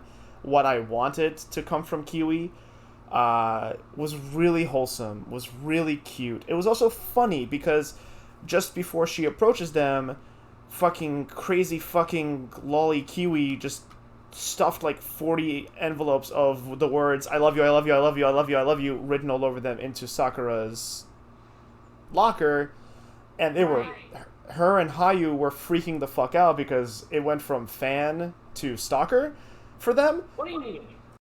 Sakura liked the letters because Sakura's okay with being a stalker. No, Sakura's fucking crazy, alright? It was established this episode, I have it in my notes, like, oh, Sakura is crazy. Okay, got it. I have it in my notes. Sakura is okay with stalker letters because Sakura is a stalker. Sakura just wants the attention. Anyway, like I said, I want to talk about the things that I like about the show, and Hayu is really cute, and she got really flustered and sad when she thought she was going to lose Sakura to her fans, and they would stop hanging out because Hayu would just be in the way. I love Hayu. I still love Hayu despite everything. The scene where they're like, don't you have, like, Ho-Ho, for whatever reasons, asks if they have their own swimsuits because the ones she made, which is cute, like, she stayed up all night making swimsuits for them because they don't have the budget, and I thought that was really cute. And then she asks the girls, like, don't you guys have your own swimsuits if you don't like the ones I made? And fucking Roko, Hayu, and Nina all get depressed because they're like, yes, summer, beaches, swimming, barbecues, summer festivals, all things you do with people and friends, and they're all loners and failures, and they don't have any friends besides themselves. And it was like this really mean-spirited, sad joke, and I'm like, this is... Just floats over them notorious loners. Ugh. But yeah, with Tone was really funny, and Tone, and was really funny and really cute. I loved her. It was like really genuine. Like she's best fan, and not like the mess that was built up and then executed with Kiwi, which, while it wasn't as bad as I had feared, the swimsuit stuff definitely is the worst. And while I'm all for Sakura being bi, the fact that she is drooly thirsty, wiggling around bi for girls, and flustered thirsty for boys, it's just like, I don't need it. It's not what I'm here for. I don't like it. I don't want it.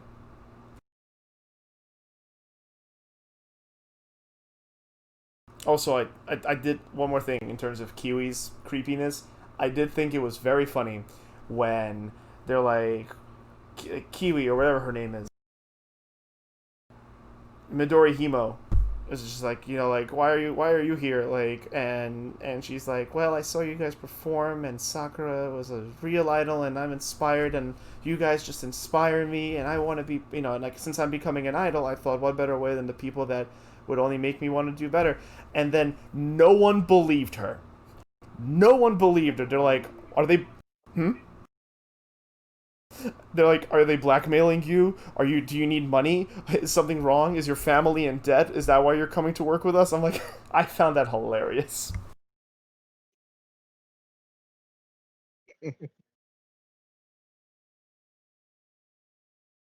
But yeah, I'm if you guys are ready to hold up cards, I am.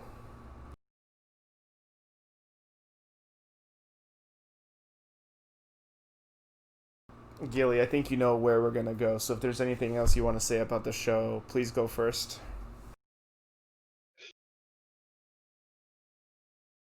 Like, here's the thing. I'm not analytical when it comes to shows. I enjoy it or I don't enjoy it. That's how I think. Fair enough. Tell us about the things you enjoyed. I just said I'm not analytical. I enjoyed it. Fair enough. Hey man, if you find the show funny and you can overlook the things that me and Meep are about to talk about, then go for it. It's scattered in a way that it's not always in my face, and that's enough for me because I'm just used to this kind of stuff with anime in general. Fair enough. Fair. So, because it's scattered, I can enjoy everything else and have a good time. All right. Meep, are you still with us, or are you taking care of some of the family business right now? Sounds like the man, that sucks.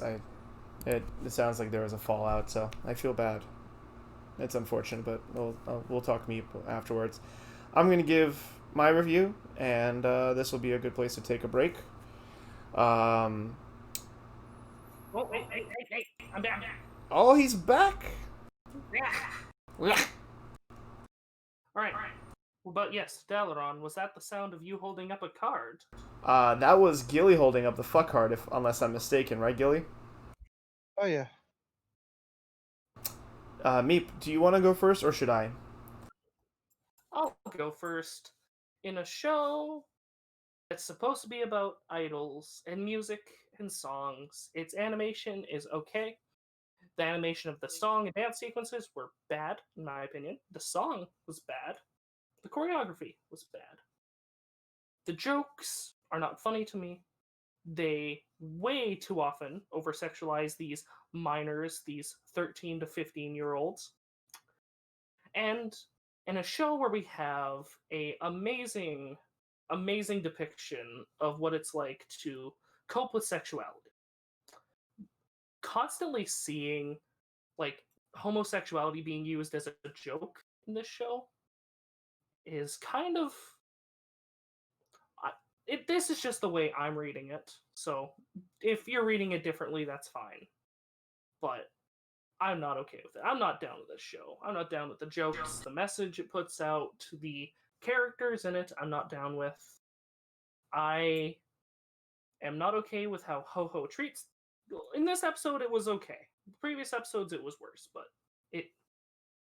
I'm killing the show. It's no different from how I've been since episode 2. I'm killing it. Okay. And I guess it's my turn. Yeah. No, I'm out. I'm out. I'm done. Uh, I tried to give this show a fair chance. I really did.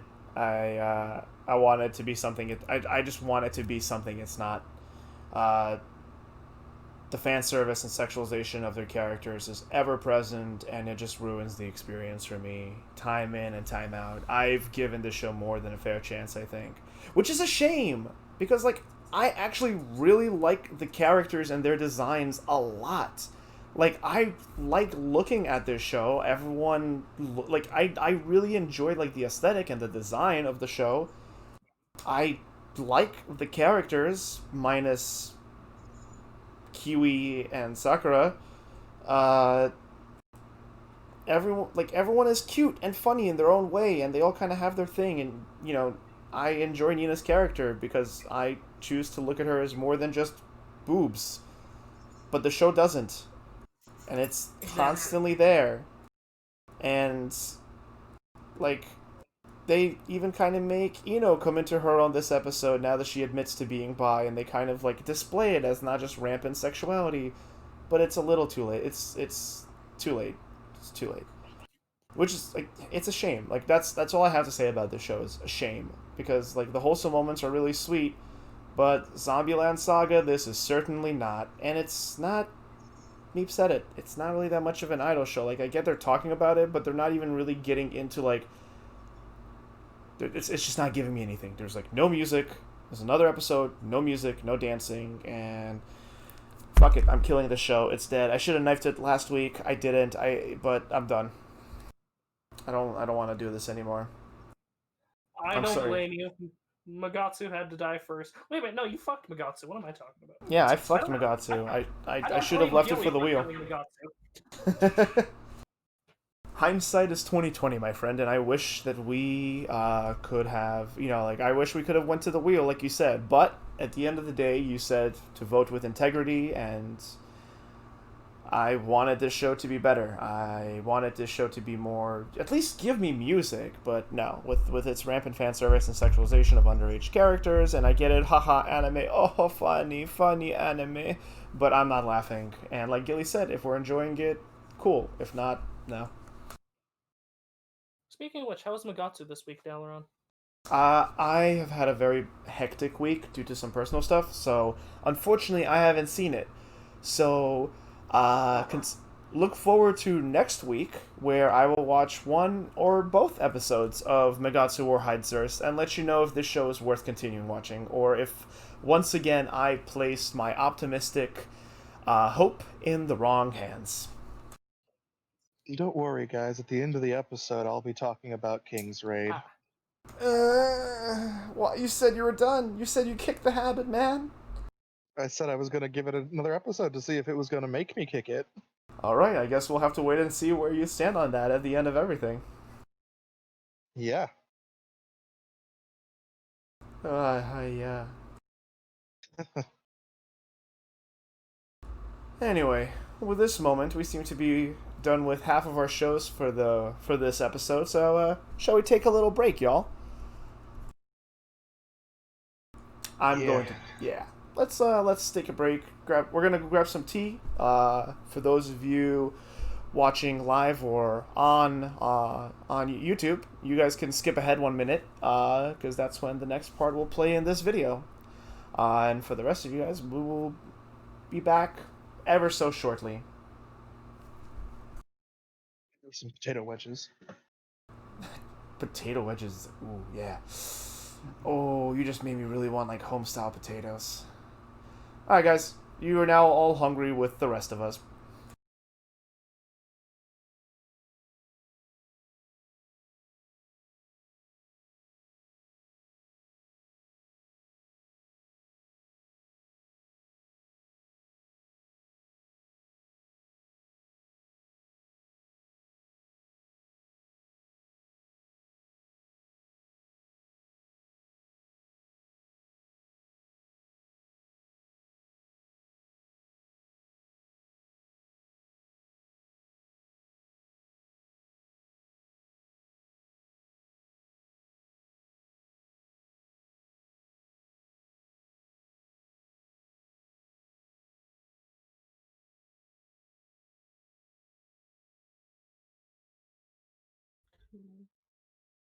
Why, hello and welcome back to FMK Anime. I am your host, Meep, joined by the Moneymaker and the co-host Gilly. Moneymaker says why you peak Mike on hello. I don't pay you to speak. I pay you to stand up on the stage and look pretty. I didn't like what I was. I don't like that. You know I only hit you because I love you. Anyway, Jesus fucking Christ. Pimp jokes aside. Talk about humor that won't age well and that isn't aging well. That is not well. Listen, a pimp named Slickback sends his regards. Speaking of jokes that don't age well. What do you mean? Boondocks was great. Boondocks is... yeah. Ikebukuro Escape Park, episode 5. Smooth transition. Speaking of gangs, Makoto agreed to help a Chinese man searching for a missing woman who ran away from her rough job to make more money to save her father. Makoto's mother adopts her, and she lives happily ever after. That was very brief. I couldn't find a way to concise the synopsis. The episode is kind of all over the place. It is very all over the place, and I think before we get into it, just because you know how this show is with its messages, what the fuck? Yeah, what Seriously, the fuck? no, just literally immigration, poor working conditions. What the hell? A lot of things were brought up.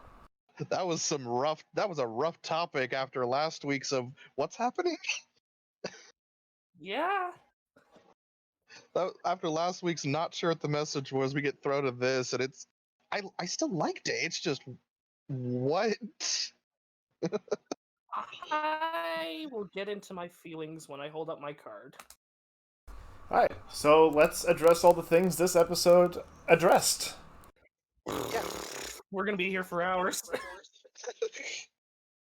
Am I wrong? It goes from like gangs to immigration to work conditions. Its to primary prostitution?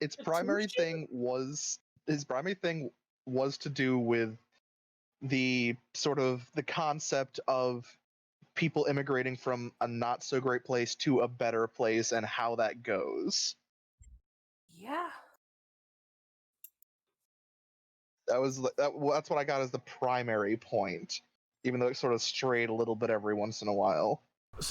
Well, it was definitely the notion it started in the beginning, as both the beginning and ending notes. Less so in the ending note, because it kind of had the whole episode to write in. But it kind of gave me a very pro-Japan vibe, where it's like, even with all of our problems, Japan is a wonderful country. Which I've gone on record in previous episodes. No country is perfect. Everyone has problems, and as a society and as individuals, we work better when we address our issues, accept them, address them, and deal with them. But when they're like talking about like Japan, even with its many problems, we live a good life here. And then in the next breath, they're like fucking Chinese, and I'm like, what the fuck is happening in this episode? It's like they forgot episode 2 happened. The episode with OK Curry. Yeah. Where they touch on poor working conditions. Yeah. This episode was really all over the place. Like, what was the point of the gang? Like, the car just sort of rolls up, get in. Okay, they're talking to the gang leader. Next scene. Yeah, I put pressure on him, so he has to release the girl now. I feel like that was just to establish a third player.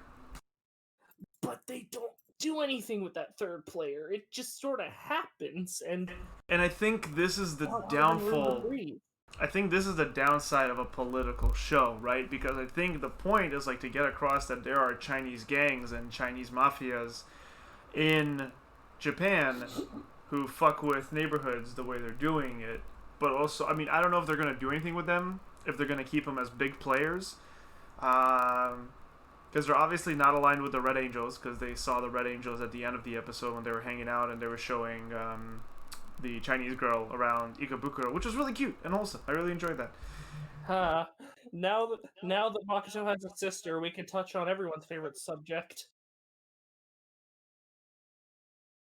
No. Yeah, I don't know how I feel about that ending. Just You know they're gonna do it because it's a big political issue in Japan. because no. They're gonna do it. It's like they're gonna touch on Yakuza. Oh. It did make me curious about. There was something that this whole episode made me very curious about is, do like people living in like the pretty like the heavy bad parts of worse parts of China see Japan as like a land of opportunity? I don't know. I'm kind of curious if that's legitimately a thing. Yeah, if that's a real thing or if that's just propaganda from the show. Because they the way they talked about it, they were talking about like they were basically viewing Japan as like a lot of people would view America back in the day, and still some of them still do, From as I like mean, the land of gold and opportunity and all that. actually, a mutual friend of me and Dalaron's I speak to, they live in that area, and from what I can tell of talking with them, I think that is accurate to how people view Japan there. Huh. I don't know if you've ever had those conversations with them, Dalaron, but from at least the vibe I get from them, it's sort of that's how they view it. I mean, I know there are many places around the world that view Japan as like a lot of people who are. There are a lot of people in different countries around the world who view Japan as a good country, as a good place to go, as a goal of immigration, or as like a example of like governance and politics. But like Gilly said, I'm not entirely sure whether or not they, like people in China and like rural farmer China see and think of Japan as this escape.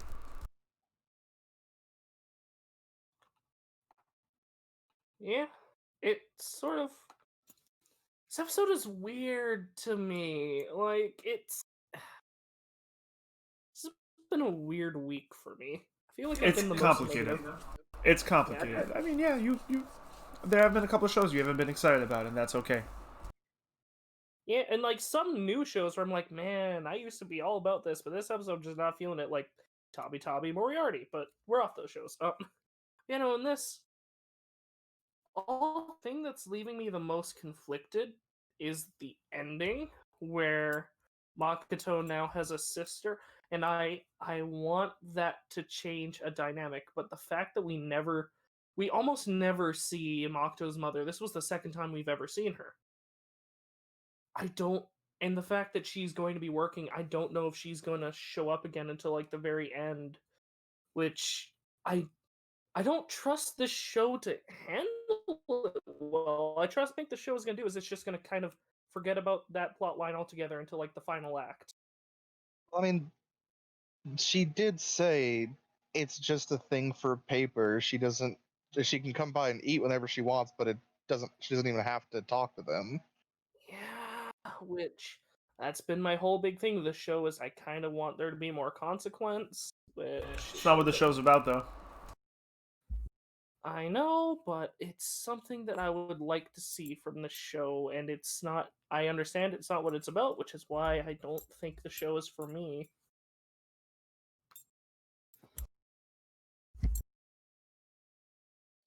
Eh, understandable. Like, What is it? I felt. What is it? I think this episode had a bit of an issue with its. I think it. I guess the best way I can think about it is just a little bit of an issue with its pacing. How it was going from thing to thing was kind of. It was kind of. It was kind of a lot of being thrown back and forth. yeah, shit just happened after one another, and there wasn't a lot of things connecting them, except for Lin. And Lin went from being like really like suspicious to being cool to being kind of shady as fuck, because he lies to Makoto multiple times, or he omits the truth, as he would put it. Yeah, a lie of omission, and then he he tells him the truth, and then he's real cool, and obviously he helps out with a couple hoodlums that apparently are just plot convenience. Two hoodlums from the Chinese gangster in question is all of a sudden in the place where they're eating. Yeah, three. I won't complain about that. They do that all the time and everything. It's just a thing. By the way, Gilly, I got really nervous when he took them for ramen.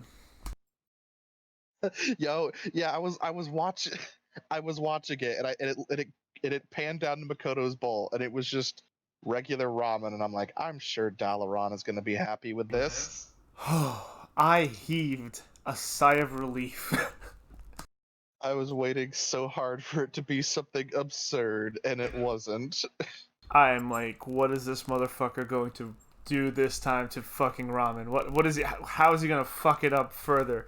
Stop, Makoto! It's already dead. He likes his ramen unique. Instead of an egg, it's just a chicken breast. That's fine. I've had chicken ramen. It's delicious when done right. See, what you don't know, Dalaran, is that wasn't broth. That was hot cocoa. Anyway,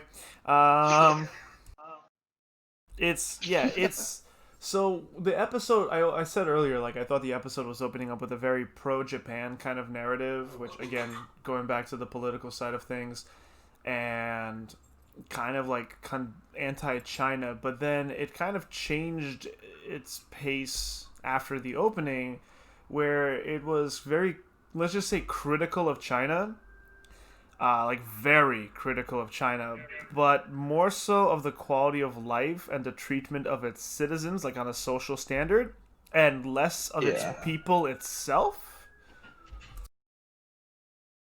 Because they just really quick to finish the thought, they depict Chinese people as very humble, very like honor bound, and like having their own like social standings even within the gang, and the way Lin condones himself, although like I personally didn't like it, because while he was being all like modest and shit, he was also like trying to manipulate people to do what he wanted, which all for the greater good. I agree that like his intentions were good, it's just his methods kind of bothered me at the end of the episode. So that might be where my hard feelings are coming from. But otherwise, yeah, it's like they should depict him as like studious, hardworking, dedicated, in need of assistance. But as knowing how the political setup is in that region and how China takes to these kind of things, this show was saying some very critical things about China, which is interesting to see, to say the least. I thought the episode was going to do something different. I thought it was going to be a whole anti-immigration thing. Yeah, the way it's opened up with Makoto's mother being dirty Chinese. They don't join the Workers' Association. They take their trash out wrong. They need to get a job. And then Makoto goes, "Aren't you the one that always says quit complaining and work?" And she's like, "I am working," and she's polishing permissions. Yeah, exactly. It was that tone of the mother. I'm like, whoa, oh no, is this show about to just immediately get the knife from me? Because it's I thought it was going to turn into a whole anti-immigration episode with Japan, because it's not uncommon, the more non-tourist focused places in Japan, how they view foreigners. Because if you go, Tokyo is obviously a really good place for tourism in that, but venture off into the more rural areas of Japan and you'll be met with more disdain and hostility. So that's where I got very worried. I was like, man, if this is a Japanese like government propaganda show, what is it gonna do with this? I am really glad that it did not go that route. Yeah, I can say that. I'm very glad it did not do that. You know what I liked? The fact that this episode has sort of changed Makoto's view of his own home. Because after talking to these people, after listening, after seeing all this, from what it seemed, he took his own home a bit for granted, being as nice as they all thought it was. Yeah. He didn't really see it as as nice as they did, and really thinking about it, he's like, I guess I do live in a pretty okay place.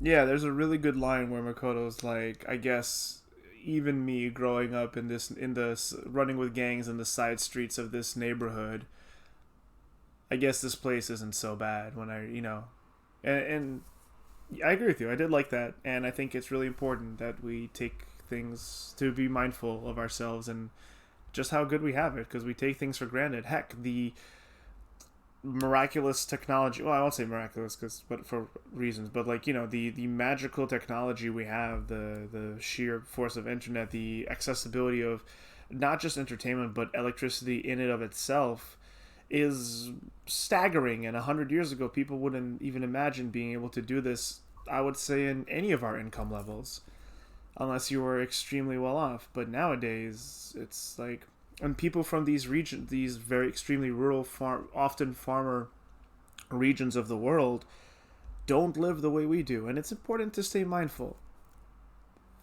That being said, maybe it's because I expect political from this show. When I see the show that does such broad statements make that kind of claim, it kind of sounds like Japan. And I've heard from a lot of people who I know from Japan, as well as people who have visited and lived there, who aren't born in there.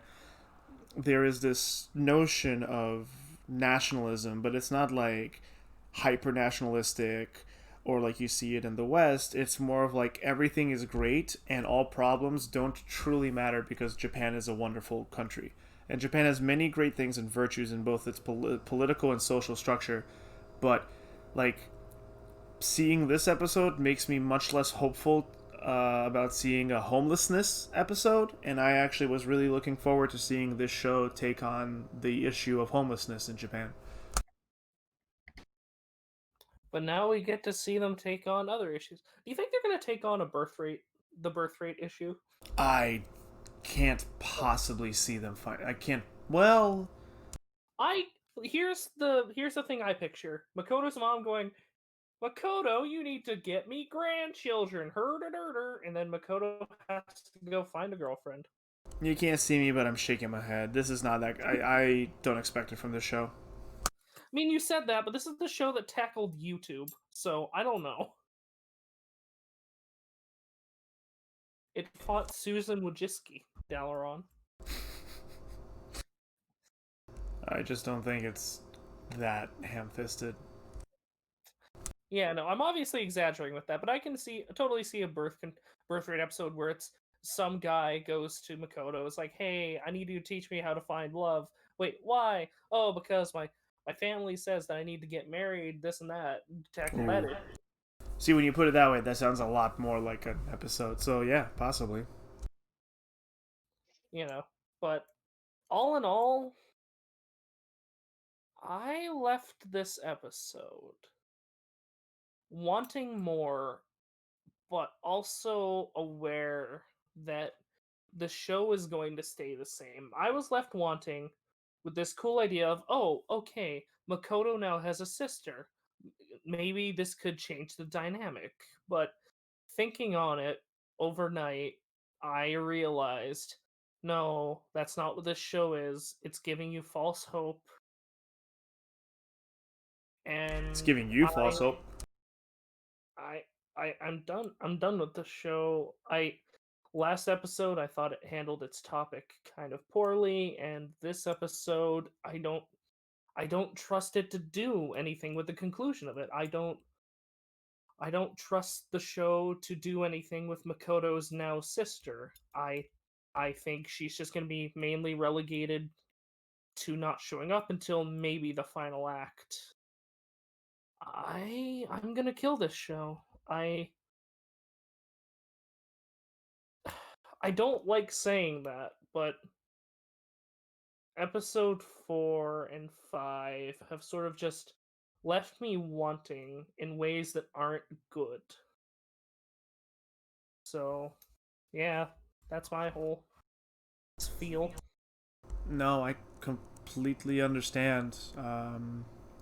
As someone who's been left wanting by a show or two on this roster, I get where you're coming from. While I don't agree about it in regards to this specific show, Ikebukuro Westgate Park. I know, I get where you're coming from. Gilly, do you wanna go, or should I? I'll go. Uh, I continue to like this show, and I continue to be happy with this.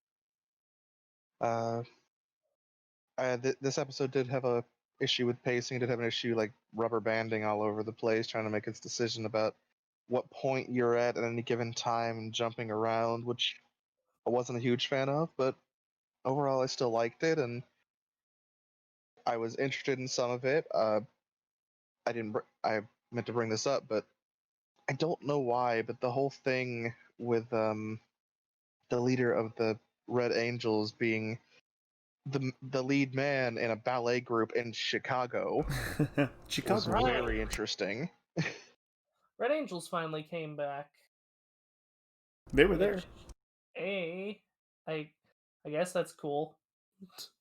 Like I thought that was very curious, though. Just seemed interesting. I don't know. I like this show, and I'm gonna fuck it because I'm happy with it.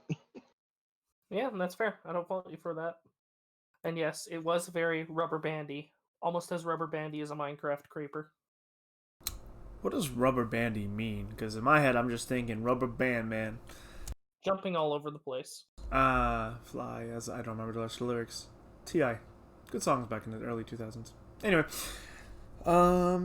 What's the 2010s? So, I get where you're coming from. I feel I agree with you.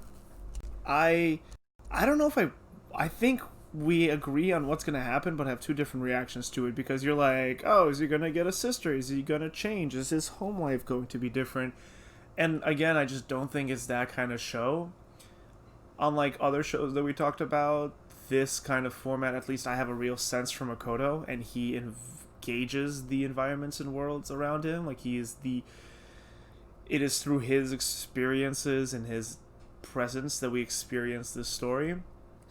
I'm expecting the next episode to open up with him and King at a ramen bar, or just meeting to talk, and then King being like, so how's your sister? And Makoto's be like, oh, she's well. She's, found herself her own place, or, she comes by and works every day, or just mentions her off screen without even showing her, and then they go on with the next episode. That being said, I was also a little bit more apprehensive about this episode, but I didn't dislike it. It's complicated because you only have 22 minutes to deal with this, but we got another interesting look into Japanese culture, as well as like regional social issues, not just in Japan but also outside of it. I respect the show for highlighting the poverty of people in like China and like the farming villages and everything, because that's a discussion with amidst world leaders right now,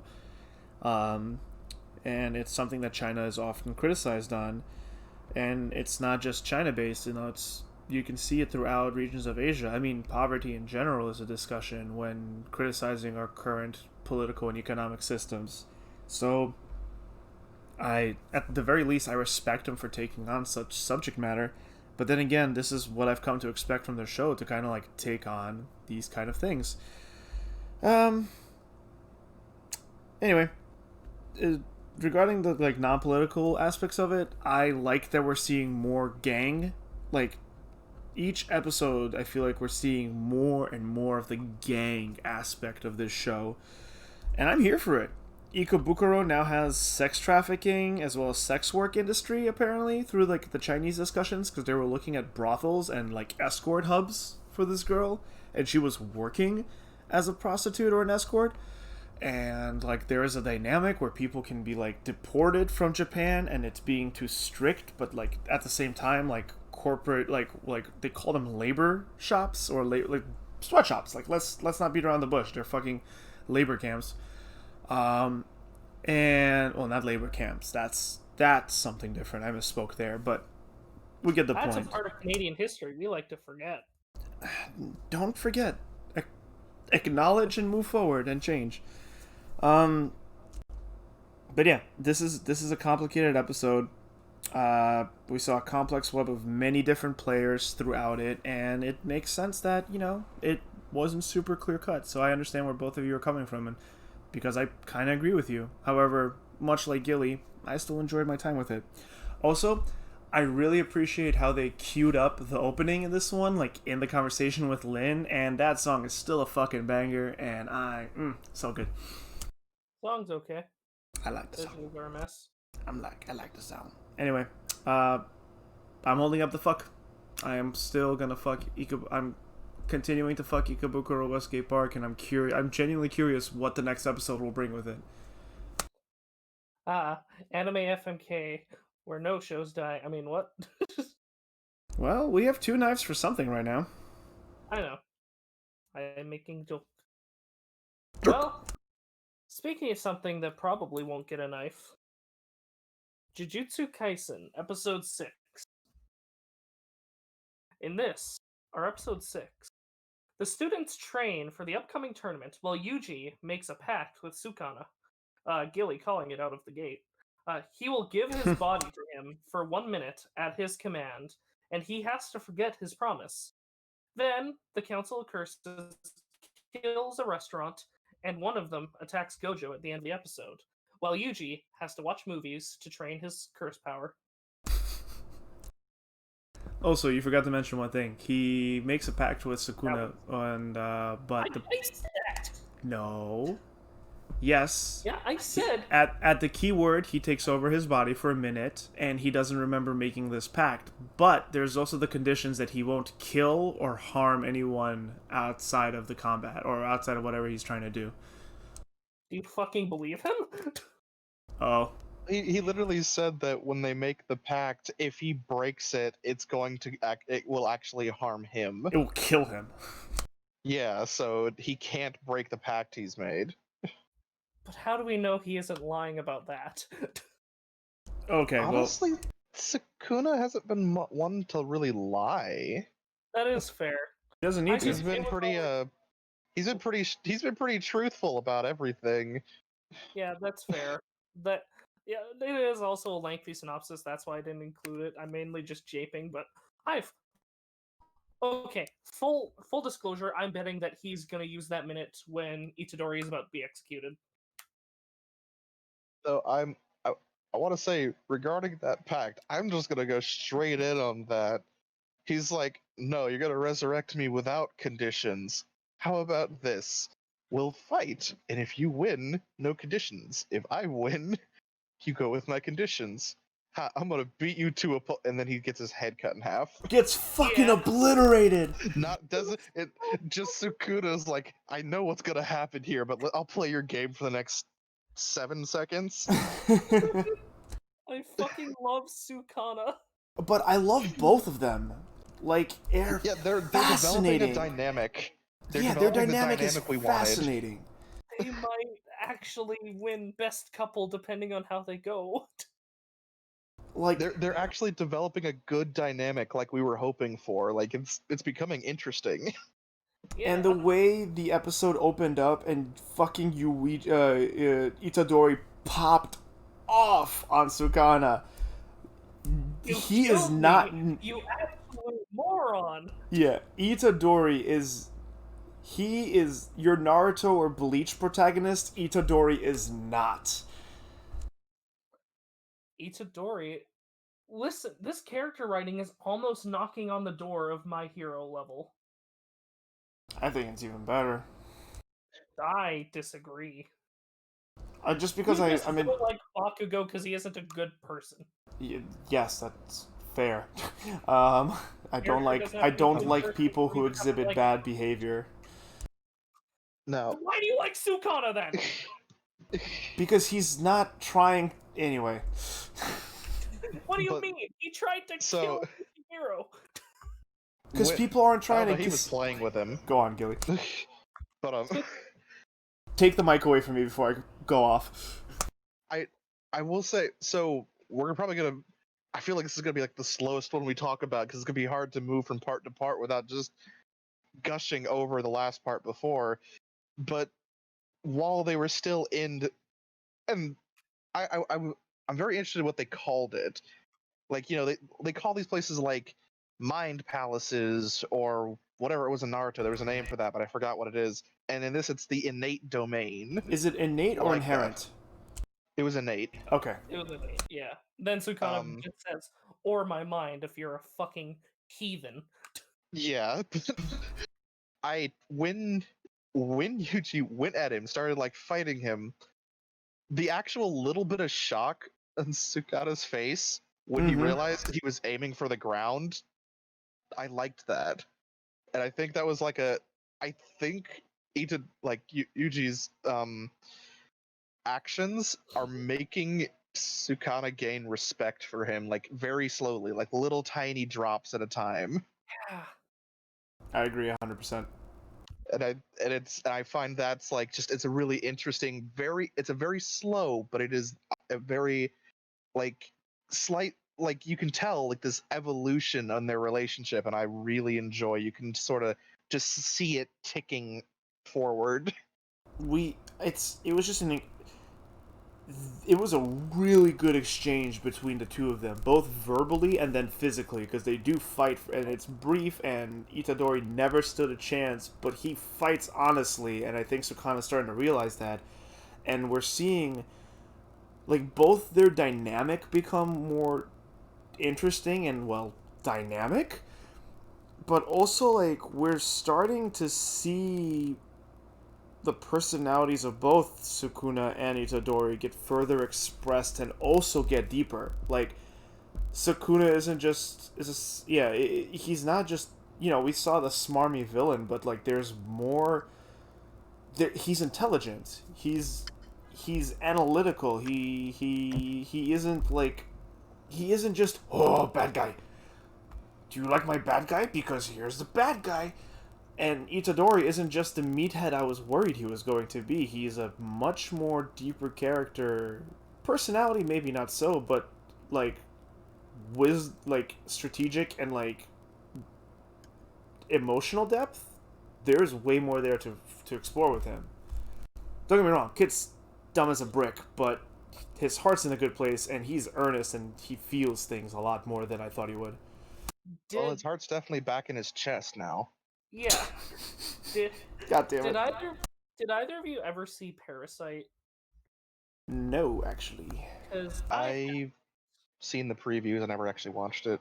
Yeah, I've seen clips. I was gonna ask because I just realized Parasite. The guy has a weapon in his hand and it talks through his hand. So I was sort of like wondering, are there any parallels to be made here for a joke? But if you guys haven't seen it, then. I don't know about that, but speaking of referencing other shows, there's a part of this episode that just straight up goes into fucking referencing all of shonen. It was all shonens. I want to do a spirit gun, a Rasen gun. I want to shoot a Bankai, and it shows like a little sword in his hand. I want to do a Kamehameha. He's rolling around. Oh my fucking god. This was probably the funniest we've seen Itadori be, but also like anime gag humor, like slapstick animation humor. I think this is the most we've gotten from this show. Correct me if I'm wrong. But yeah, it's just when Itadori is told that he can't use curse powers, and he literally has a fucking tantrum because he's like, I wanted to be a shonen protagonist because he reads Naruto and Bleach and Yu Yu Hakusho. Fucking. And Dragon Ball. Dragon Ball. And there's one other one that I don't remember because I think it was one I'm not as familiar with. Yeah, it was. There was 5, but I don't remember what the other one was. Spirit Gun, Rasengan, Bankai, Dodon Ray, and then Kamehameha. Dodon Ray. So he referenced Dragon Ball twice. He did, yeah, but I think there was one more. But yeah. It was the Dodon Ray that I was blanking on. Dodon Ray. Also, Gojo being one of the best side characters this season. Oh yeah, the fucking high five they had when Itadori revived. That was nice. It was just... Itadori? Wait, why am I naked? The girl? This is awkward. Gojo coming up high-fiving him. Also, like, Gojo, deep character because he's extremely friendly and he genuinely. We got to find out more about him, both personality and his like aspirations. On top of which, we see him act like accordingly because he's all really friendly and supportive of Sukuna. And then right before he leaves, he's like, "By the way, did you and Sukuna have a conversation while you were unconscious? No? Okay." Also, he's really okay, not like political, but there are political analogies that can be made with him going, "Yeah, if I just kill them, another old bastard will take their place. So I have to teach the younger generation." Mm-hmm. And that's like really cool. That's a deep motivation. I like that. Very much. He's smart. He knows, yeah, if I just kill everyone at the top, I won't get much support, so And it'll look bad on me. The way he talk, this is well, I like the way he thinks, and I like his mentality. It's also you also get that another one of those like little things little brags he does where he's pretty much insinuating he could easily take care of all of them. yeah. Oh, But 100%. I also like he showed two students that we haven't met yet, but apparently they're third years, who he says were going to be on par with him when they're finished. But he was Then talking about them in the Itadori. past sense, right? Are they dead? No, I don't think so. One of them was mentioned. One of them was mentioned in the previous episode. They were a second year that Fushiguro has respect for, and because it was a second year and a third year, then there's a third year, and then he mentions Itadori. Those are the three that have the power to be as strong as him. Mm-hmm. And then I think we skipped past a scene because there was the restaurant scene, Which was fucking brutal. Yeah, that was wow. I got so sad when I saw like the high school girl start to get burned. I'm like, oh no, you had your life ahead of you. Everyone died in violent emulation. This show does not pull punches with its gore, and I love it for it. There was one survivor. It's the guy who was a waiter, and he was feeling the evil presence, and he just quit and ran out the door rather than serve that table. Yep. And because it's over this whole scene of them talking about like the imprisonment sphere and like, oh, if you try to kill Gojo, you'll die. But I can give you this sphere that can trap him and render him unable to fight. And then he starts to burn everyone in the restaurant. He's like, how many fingers of Sukuna do you think I'm worth? He's like, but a rough estimate, I'd say about 8 or 9, maybe leaning a bit closer to 8. Which also, like, the whole exchange in the scene, like, he came in all very cheery, and, like, last episode I was talking about, like, oh, I wonder what this guy's deal is, and, like, where he falls and all this. Nah, fuck him. He sucks, too. Like, he's a piece of shit. I'm very curious about him, because I've said this before, but I can only assume that he has to be human because he's not invisible like all the others, like the curses. Human. So I'm kind of the more we see him, the more I want to know what the fuck his deal is. Like, I assuming he's probably just some kind of evil Jujutsu sorcerer, since that's basically what Sukuna was back in the day. Yeah, I assume something along those lines. I assume it's something along those. I want to know more about him. It's nice to see Aizen got a job in another show. That was barely Aizen. That interesting kind of like tattoo crown, like thorn crown thing, I don't like. I think those are scars. Looks twice as big. Yeah, those are scars. Is it a scar? I think so. It looks like it. Well, it is anime, so they have uniform scars that are perfectly shaped all the way around. Yeah, it looked like stitches. Yeah, I thought it was something like, oh, he had his brain removed or something. I don't know. Oh, maybe he has a curse living in his skull. Who knows? Maybe he used to be a curse, but then he No, okay, that's a joke that's actually delving into a territory I didn't want to delve into, so never mind. So we're gonna avoid that. Maybe he's got a thingy in his head. Maybe he's a curse that turned human.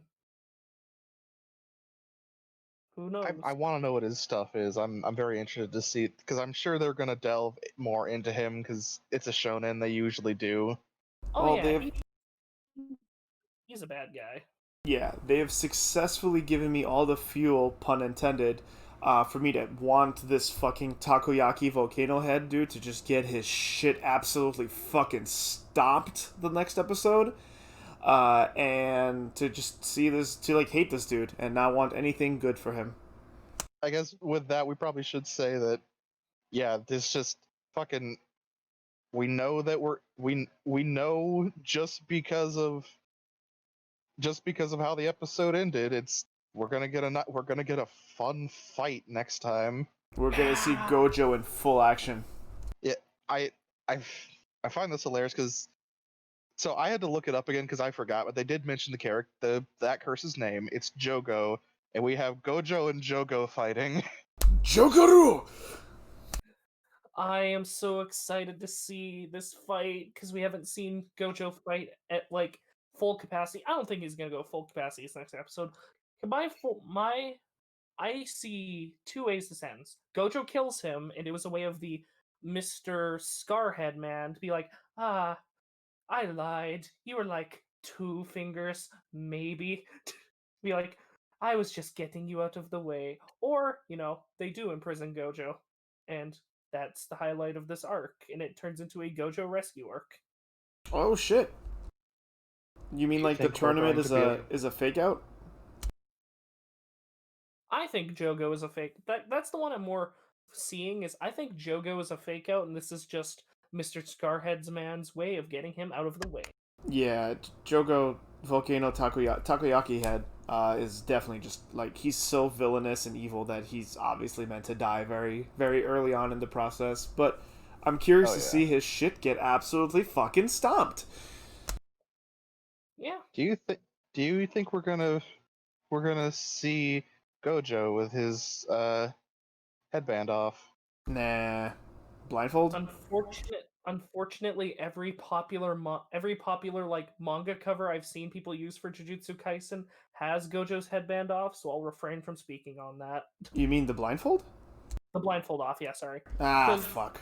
It sucks because the video I used to listen to the opening, like the thumbnail is literally the manga still of Gojo with the blindfold off, and it's like, aw, I'm sad. It spoiled me.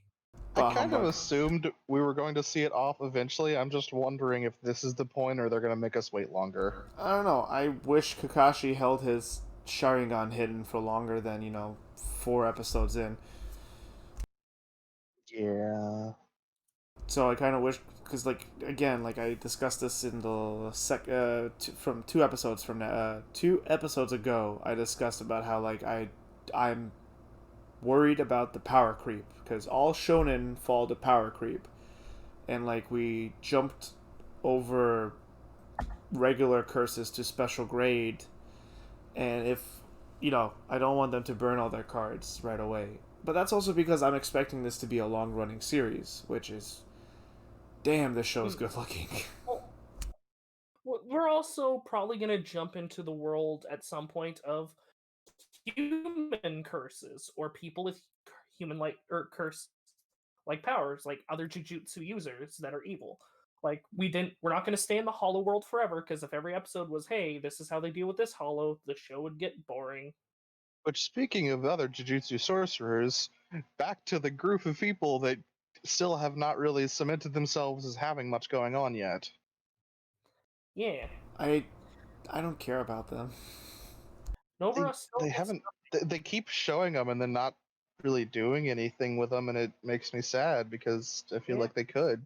The battle positions of the female, the one I heavily disliked in the last episode, were cool. Her stances, her choreography, her body posturing is all cool.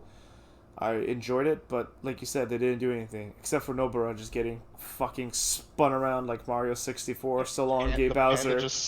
By Panda Panda. just spinning her. Yeah. Yeah, because apparently the two of them are going to learn how to fight close combat, which I Yeah. do like when Fushiguro was holding that that weapon. He's like, hey, this feels pretty good. Yeah. I like that.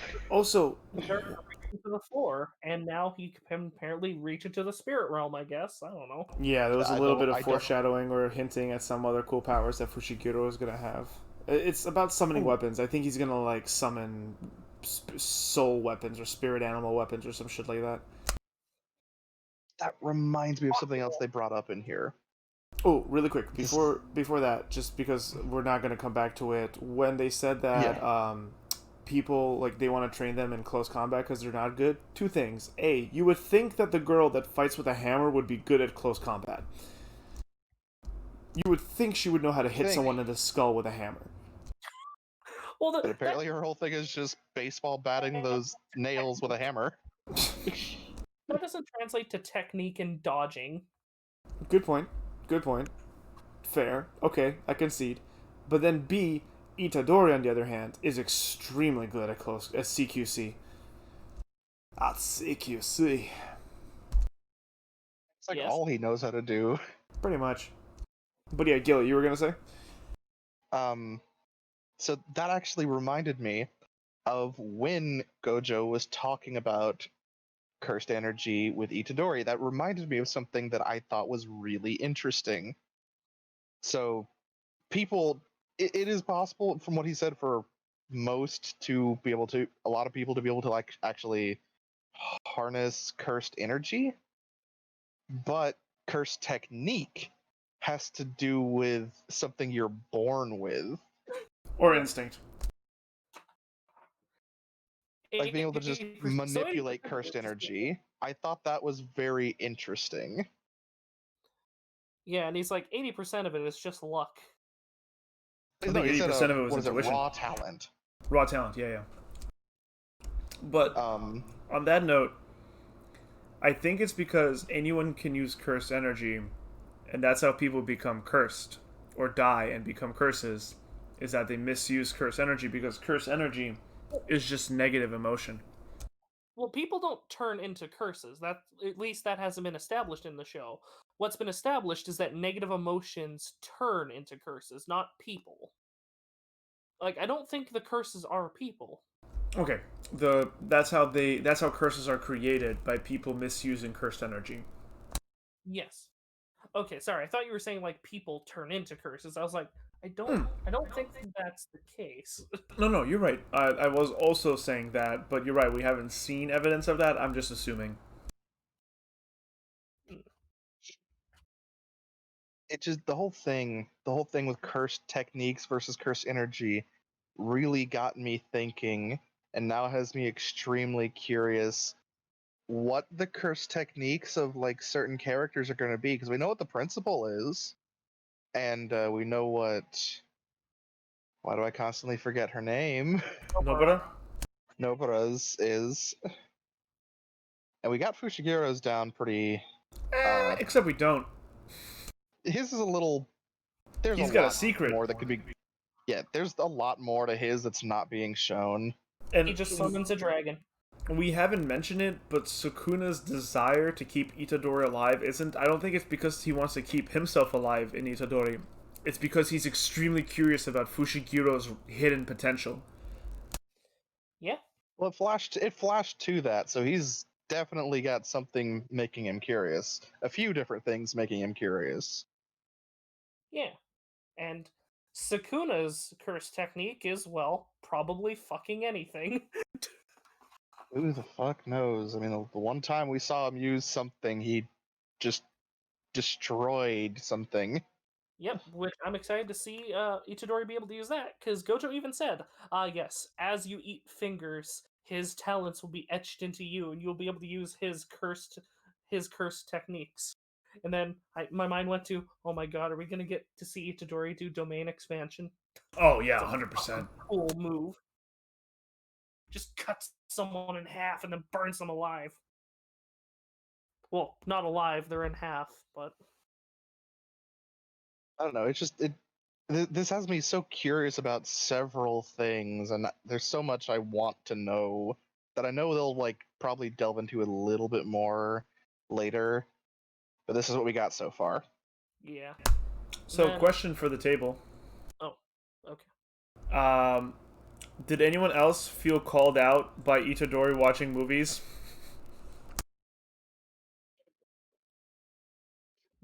Not really. Why? I don't know. For me, it felt kind of meta that he's like watching different shows and then reacting to them, and I'm like, huh.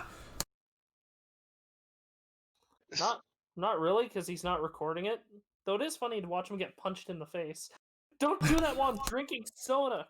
Don't drink soda then. You have to have chips and soda when watching movies at home. I also love how Gojo's response to that is, I mean, you're right. It's not even that. He's like, don't punch me when I'm drinking fucking soda. He's just like, well, don't drink soda. It's like, you gotta have soda when you're watching movies and chips, and like that's a staple. And Gojo's like, oh man, you know what? You're right. He's like so excited with him. I love look Gojo's personality lights up my day. That's why it's the last thing I show, because if anything, if I always know this show will be a beacon if everything else ends up being bad. Yeah. Just because it ends on Sunday, Moriarty always ends up being the last thing I watch, but hey. Uh, Uh, do we want to? yeah, let's. Do we want to give our say on this show now? Because it's so suspenseful. I'm fucking this show. That. Listen. So you're Listen, saying that- you like to be kept in You know, Dalaran, that volcano man, I'm up for some strange. I'm gonna take him home. I'm up for some strange. He can set a fire in my pants any day. First of all, if it I'm gonna burns, use your volcano hole. yeah. Don't stick your dick in crazy lava, Meep. Oh my god, Gilly, a hole that can finally fit a hentai dick. Oh my god. I don't like that. Gilly, what'd you think of the show? I'm definitely gonna fuck the show. It's it's a really good shonen. I like shonens. That's the majority of what I've watched before all of this. I know what I like, and I like this show. It's just nice, and I am so excited to see. It's the biggest thing for me is I want to see what everyone's abilities are. I want to know what their specialty is, because I always like that. Yeah, I'm so excited to see as well. Like, God, What the watching fuck do everyone- Panda do? He just punches. He just I pandas? really want to know what Panda do. I really want to know. His introduction may have not been what I wanted, but I want to see what he can do. Bamboo bending. Oh my god, if Panda's the healer. Well, that'd be fucking great, actually. Here, eat this bamboo. What English when Jujutsu Kaisen inevitably gets its English dub, what voice would you want him to have? Like if you had to compare it to any other shonen English voice of a main character. I'm bad at following like cast names and actor names, but I want Edward Give me a Bosco character. to be Panda. So, the personality that Panda gives me, I can't think of an actual voice actor, but I feel like English, he's going to be kind of high pitched and nasally. I want That or the It- Dum Dum it- character. I feel like it would fit his personality to sound like that. I I want don't know, I maybe. want Jack Black to voice the panda. Oh my god, Jack Black. That's a feature film, but I don't know. I kind of see where you're coming from, Gilly, but also like I can imagine him doing the ho ho voice. You know, I'm just a happy-go-lucky guy. Tristan voice? Yeah, he'll just do the Tristan voice. Tristan Taylor? We're gonna train you in close quarters combat because all of you guys don't specialize in it at all. My don't panda know- buddy has magic powers. I don't know his name, but the English voice actor for Bakugo would have such a good voice for Itadori. Just with like the way he portrays frustration, I feel like he would be a really good voice actor for Itadori. Maybe. But now it's my turn to hold up a card, yeah? Yes. Yeah. So, drumroll please. I'm fucking this show. Yo, this show keeps coming with like great episode after great episode. Like the weakest episode, there hasn't really been a weak episode in my opinion thus far. Each one has served a purpose, if not just overall being entertaining. The dynamic between Yadora and Sukana, as well as their independent like personalities being further expressed and developed and established, is just so good in this episode. Like my favorite part of this episode is 100% the first third, no doubt about it. And then Satoru, just Sensei being just awesome, is great, and us like him being a deeper character is great, which leads me to want more and more things from, like, expect more and more things from all the other characters, too. Which is why I'm hoping they stop being, like, this B-plot kind of thing that's happening right now. But whatever, I'm not upset about it, because I'm enjoying everything that I'm seeing. Volcano Head, Takoyaki Boy, hate him. Absolute fucking bastard. And I don't know if I mentioned this when we talked about it before, but, like, the way he killed everyone by lighting everyone on fucking fire. Not exploding them. He didn't cast fireball. He straight up lit them on fucking fire. Like, not all at once, too. Like, it was started off at a limb or on the back or on the head. And the animation that went along with it, where you see the mouth open, the eyes go wide, like the fucking husk fall over. Fuck. Like, just brutal. And I did not expect it, but at least it fits in this show. Like, I'm not taken aback. I mean, I'm taken aback, but I'm not like, oh my god, how uncouth. No. I'm here for it. And yeah, Itadori's training was funny. We got a bit of the rest of the squad with years 2, which I'm hoping we're going to get some more. And we're going to have a sick fight next episode. More, please. Oh, that's going to be so good. I just have this feeling. I can't wait to see Gojo get lit on fire and just not fucking care about it. And just no. I can't wait to see Gojo get lit on fire and fucking die. Oh no. No. He was just talking a lot of shit. He's not actually that strong. No. Don't do that to me. Tragic anime deaths top 10. Anyways. He's my shining light. From that, we shall move on to Akudama Drive, Episode 5. The gang prepare to leave back to Kansai, but Hacker removes his bomb collar and said he's going to Kanto instead. The 2 executioners are suspended, and the crew prepares for their next job. A search and destroy order is issued out to all executioners, and Master leaves the hospital without his apprentice. Yo, how are they gonna JoJo Part 5 Hacker like that, though? Please don't do that to. Don't say that, Dalaran. How are they gonna JoJo Part 5 Hacker like that, though? You hurt my heart making me remember that. Okay, so y'all, do you think Hacker is gonna come back, or is this the end of his run? I think he's gonna come back. I see one of 2 possibilities because of the promise to return the little module to him. Either they're going to meet him again, and he's gonna have some stories to tell, or they're going to find a body. A body is about to be discovered. or because Kanto, right? They're going to Kanto? That's where he wants to go? Yeah.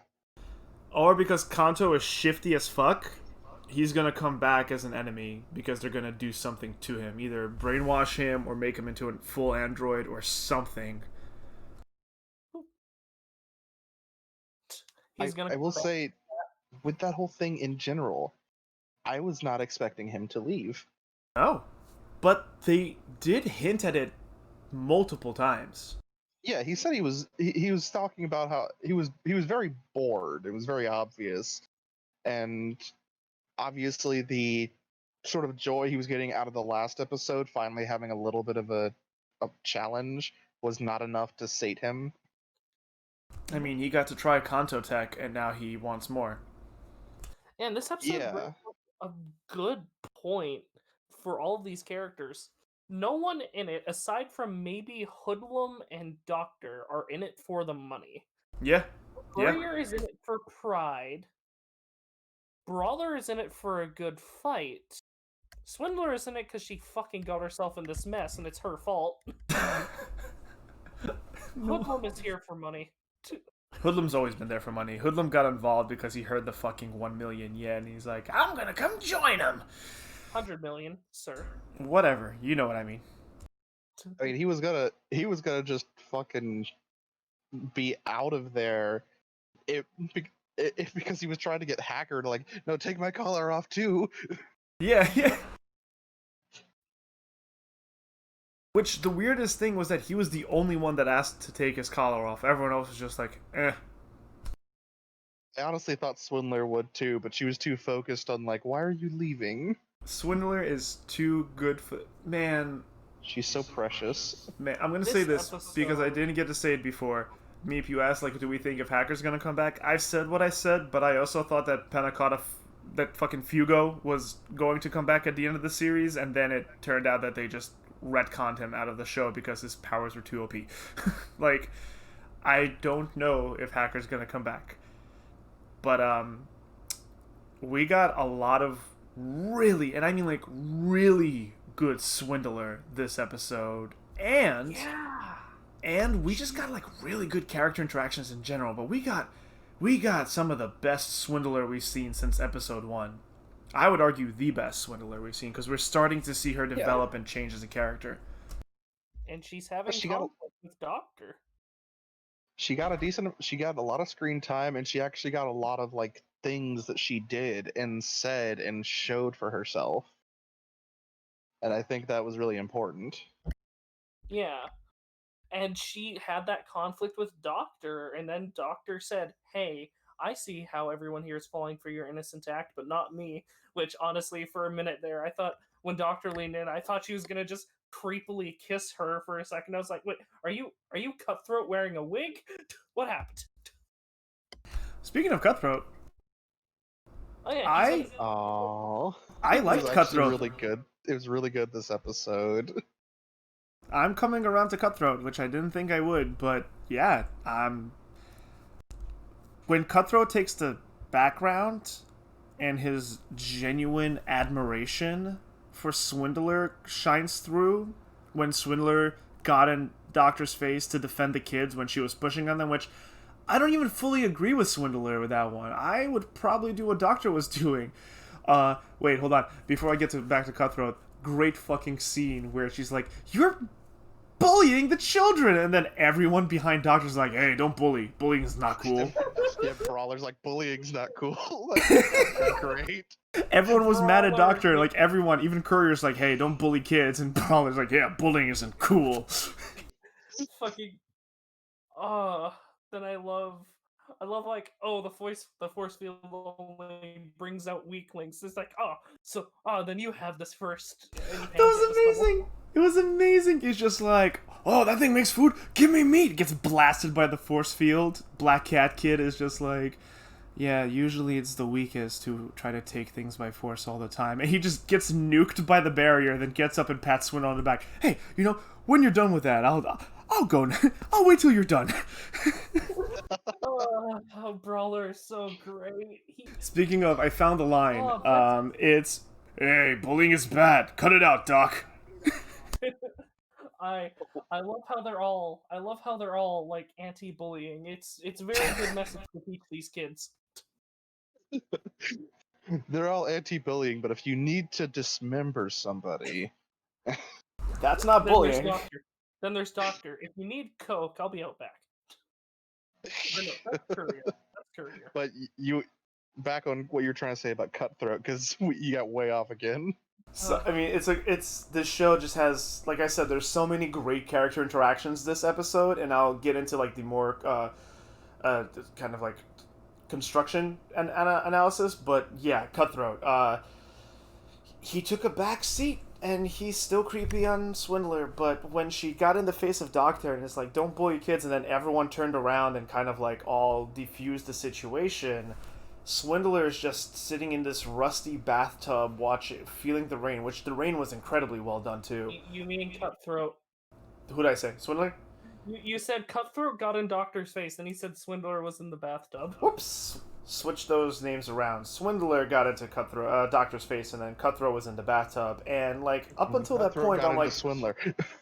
yeah. Yeah. Up to that point, I'm like, the water is really pretty. The animation, this rainy, calm, this like melancholic, calm period after the job they just did and what they're about to do as a continuation of said job. I was like, all right, whatever. Cutthroat's being cutthroat. And then while Swindler is standing up for these kids and kind of bringing peace and everyone around, Cutthroat is just in the bathtub, like admiring her, just like calling her beautiful from afar, just because, not because of like how she looks, but because of like potentially because she's a good person. Fucking, I love. There's definitely admiration of Yeah. what that's up in the air. I loved the scene where everyone was getting their food. Swindler and Courier got takoyaki. Fucking Doctor got like a rosé wine meal. Yeah, she got like a bottle of wine, a fucking glass, bread, and cheese. Did we see what Cutthroat got? Cutthroat got marshmallows. A huge stack of marshmallows that he just sat there eating. That he prefers to eat with blood, so Cutthroat cannibal confirmed. I can only think of one way to make that scene have gone better. What if Cutthroat saw what Courier got, or not Courier, saw what Swindler got and got takoyaki to copy her? That would have been cute, but I like that Cutthroat is still his own character. Despite me not being super fond of him, I respect the show for keeping him as his own character. Yeah. Also, I'm with Hoodlum. I wanted ramen. Hoodlum's got it right. It doesn't do soup. But it just did fucking wine! That was in a bottle. It created a bottle. Don't ask questions. I wanted to, because I was trying to get a screen cap of that scene, and I had to listen to it a few times, and I'm like, in each time in the back of my mind, but it made glass and wine in a bottle! And then Swindler fed the kids, and Swindler has a good big sister. And we finally got the cathartic Sorry, go on, Gilly. I was just gonna bring up Brawler and his meat. Was that raw meat? Fucking raw! It was raw meat. The man just wanted a fucking man just got like a 4-pound at least steak just to eat raw. Oh, the best side character award is gonna be tough this year. This season. Can I also just say that the animation of how the food is generated from the fucking canteen makes me uncomfortable? How bouncy it is. Yeah, it's kind of like rubbery and it just like peels out of there. Exactly. Yeah. So the rubberiness always made me uncomfortable. And then fucking Doctor got her bottle of wine, glass for wine, as well as bread and cheese. And just the animation for it just made Yu-Gi-Oh's Toon World, Pegasus's Toon World, start playing in my head. I was hearing those kind of sounds like when they summoned like the Blue Eyes Toon Dragon. I was getting those like bouncy sounds in my head. Kaiba boy, now you face my Toon Blue Eyes White Dragon. I mean, it was really weird. It was really weird, but it was kind of fun. It's playing in my head right now. I've never watched anything Yu-Gi-Oh, so Boing. Different boing, and not the fucking sexy boing, but more just like like rubbery, elastic, cartoony boing. And yeah, different generation. By the time you were watching Yu-Gi-Oh, it was on 5Ds, if not Zexel or whatever they're on. And no disrespect to the Yu-Gi-Oh community, whether the show or the card game, I just can't be bothered to read a fucking short story every time I try to play a card. then, so how are we feeling on Doctor's character so far. So I'm liking it. Yeah. She doesn't play nice with others. She never fucking did. She made that a lot more apparent this time around, which I think is good because it's felt she's been like sassy, but it's felt like she's been kind of passive other than like the first episode. So it's nice to see her continue to be herself after a bit. The interesting thing for me with Doctor is, so I always joked, let me be honest, I half joked that Swindler's power, quote unquote, is luck. But we're starting to kind of get this direction that what Swindler's strength is her humanity, is that she's a genuinely good person. And we see everyone start coming around to their own humanity, including Courier, who is just the fucking edge boy of the group. Sasuke. Yeah. Stop that. And there was stop it, indeed. But there was a really cute scene where she's like, "Oh, so you like takoyaki too, huh?" And he's like, "It's whatever. It's slightly better than all the other shit food." Yeah, it's slightly better than all the other shit junk food I have to eat. She's like, "Hee hee, you say that, but your cheeks are full like a hamster's." And I'm like, "Cute, fucking cute." But Doctor's the only, and when Doctor's the only one who really doesn't fully humanize, at least not yet, to the point where she comes up to Swindler and she's like, "Hey, I see the bullshit you're doing. It's not gonna work on me. Fuck you, cunt." Yeah, in that scene, I said it before, but I swear she was gonna like creepily kiss Swindler there for a second because the lips got so close. I'm like, wait, why are you focusing on the lips? Then she started whispering, I'm like, oh, okay. Yeah, It's the kiss of death. I mean, she would have a kiss of death if anyone in the fucking party. Fucking starts Probably the put on poison fucking lipstick. Yeah. She has the antidote. Swindler. Starts the French Swindler. You only have 7 days left. Is this your gum? I get the reference. I don't remember from where, but I know that one. But yeah, no. If that had happened, this show would have been worse than what it is, because that's not her approach with Swindler. Yeah. But even her coming up to her and talking to her directly implies that Swindler knows how to get under people's skin in a good way. I guess you could say Swindler knows how to get under people's thick skin. Yeah. Because we even had that really... She finally, tried to give the 500 yen coin back to Courier. After all these episodes, she finally gets the chance to absolve her of the thing that got her into this mess. And officially, Swindler now has a bounty on her head. Yeah. Officially. Yeah. Which, holy fuck, there's a lot of executioners. I hope they're not all as skilled as Master was. Fucking right? Like, Master, like, because Pupil wasn't super strong. Master has to be, like, one of the best executioners, right? Or... I assume, especially since a lot of the images they showed are very bland-looking people for executioners. I disagree, actually. I thought they looked dynamic enough, because, like, Pupil is kind of blandish, if you really think about it.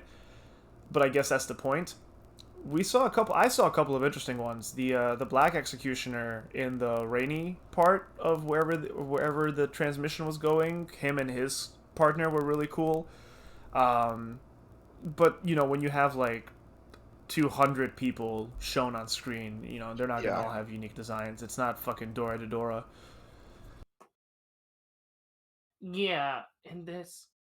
and the relationship between Master and Pupil, how he's like, shut up, we're not going, fuck it, we got suspended, be happy you're alive. And then when the order gets out, she's like, sir, the order is that we have to go. And then he's gone, and implying that he has a deep care for her and is afraid she's gonna fucking die because of what happened last episode. Well, we saw that last episode when fucking someone was about to shoot, Courier was about to shoot her, and he sacrificed his weapon to save her. Yeah. Again, I really like Master Executioner. He's really good, and not just because he's cool. Also, his mouth has been ripped open. He's been fish hooked by someone. Oh yeah, and in the end of the episode, we see The episode closes off with them at the tunnel, and then he's like, going anywhere, Akudama, and he's like juggling his weapon. Akudama Nishna. He's gonna fucking, yeah, and that means we're getting another fight next episode, and I'm fucking hyped. Yeah. And, oh man, the way I see this going is Master dies, and then Pupil takes up his mantle. You've been saying that from the second episode, so yeah. I've been saying that from last episode. What do you mean? Yeah, maybe. This show does a very good job of, like, transitioning from scene to scene and episode to episode that sometimes I forget what happened in which episode, but I remember what happened. Yeah. This is definitely a very binge-watchy show. Oh, yeah. And I'm so excited for one of our friends, Death by Chair. He's going to wait until all the episodes are out, and me and him are going to binge it together.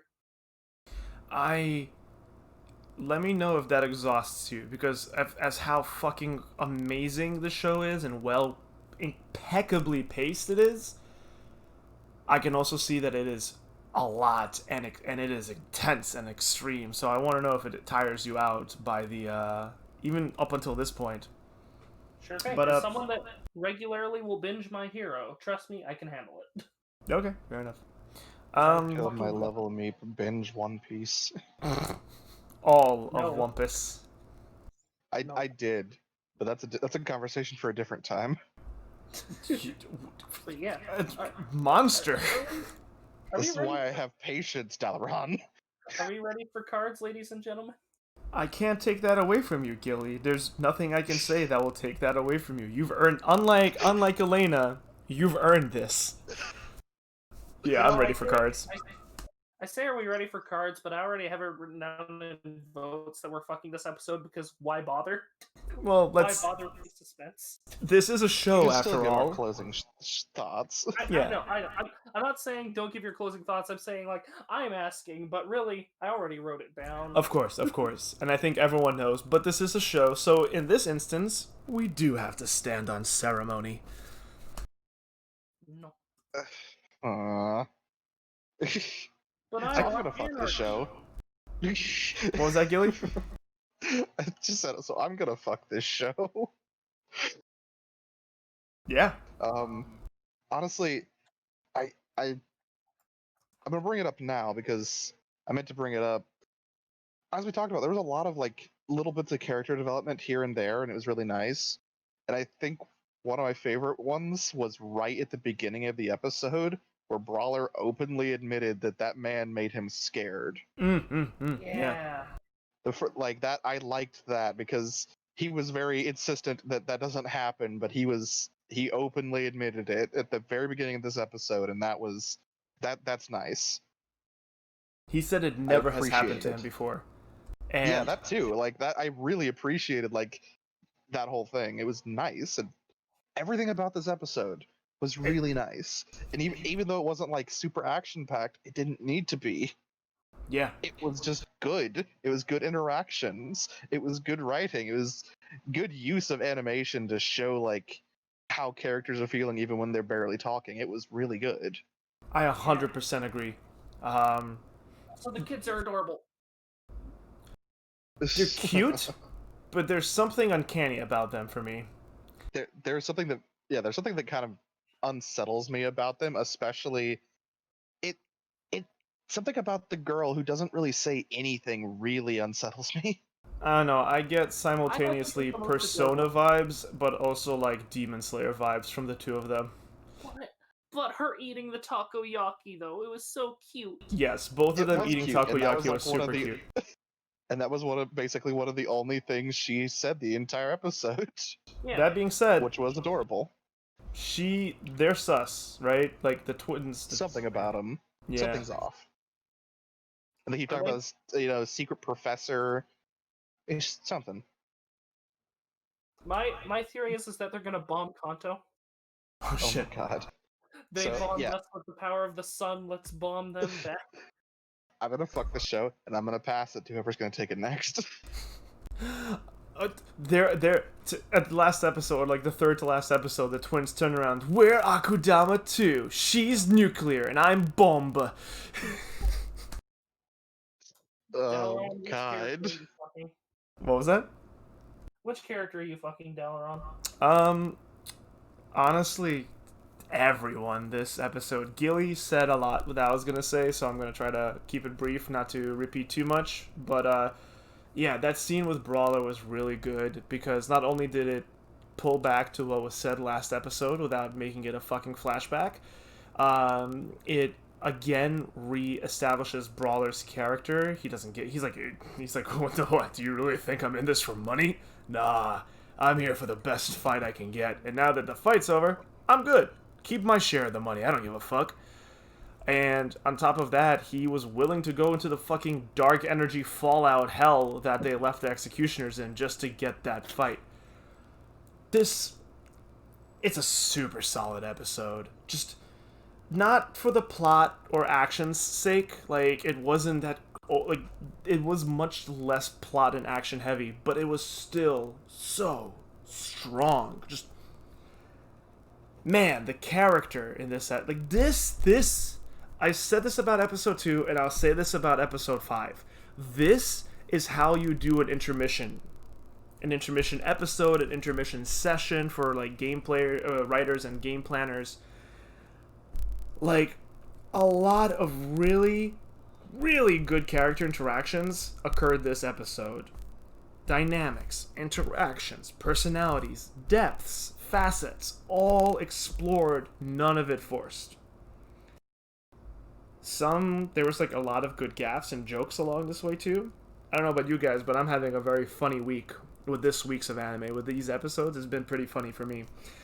I've enjoyed a good number of laughs, Akudama Drive included, and the show is still fucking gorgeous. I felt like Brawler still looked a little bit weird, but everyone looked, my concerns from last episode have been pretty much dissuaded. Just, it's fucking great. Goodbye Hacker? Question mark? Maybe, I guess. Don't know. But once again, cue Marvel vs. Capcom 2's character select music because I want to take it for a ride.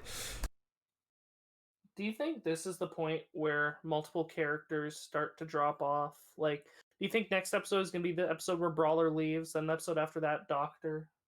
The next episode might be where Brawler dies. Maybe. What are you doing, Meep? I'm fucking the show. Listen. Pupil is down on her luck. She just got fired. Once she's out of the hospital, I'm gonna invite her. I'm gonna invite her over to my place.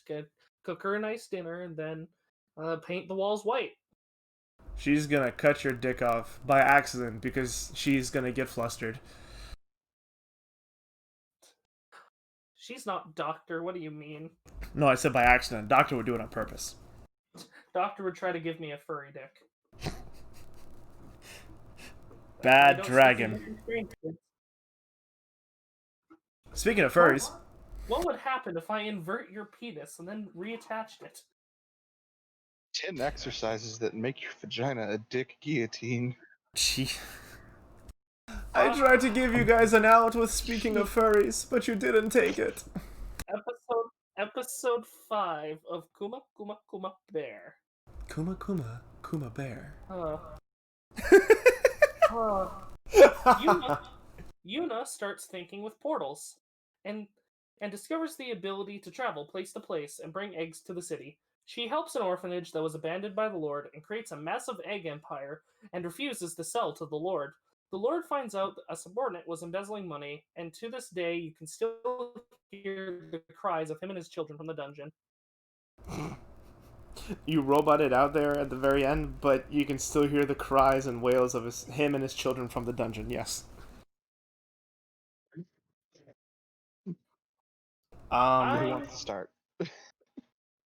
Gilly, you want to start? Okay. I'm trying to think of the right way to say this. We're seeing some interesting bits of Yuna here. Not in that way. Yeah, no fan service in this episode, thankfully. But it's just there's something deep in her when it comes to like mistreatment / abandonment of children. I'm kind of wondering where that's stemming from. Okay. You say it, and I realize what you're talking about. I always, whenever I watched it, before you made me acknowledge it like I am right now, up until this point, I'm just like,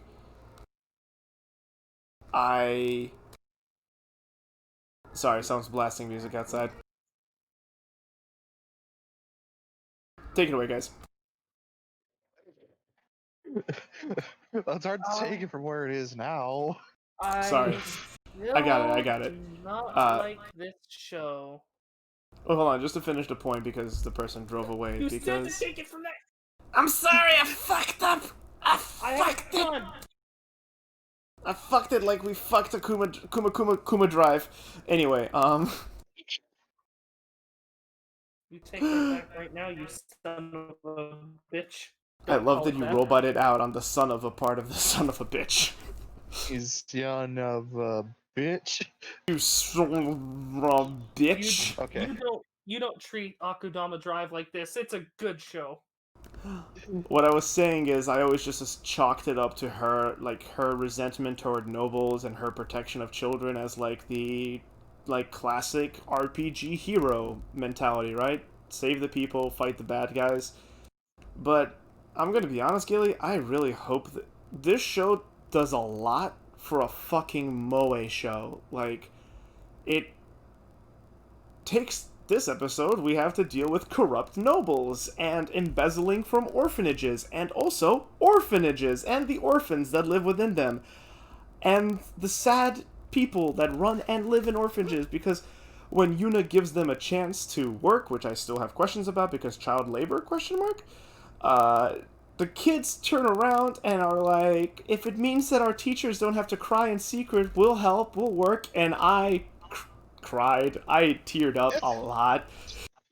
I actually, yeah, I got really emotional, and I couldn't help but laugh at just that very blatant, very childlike, children are very straightforward, very childlike.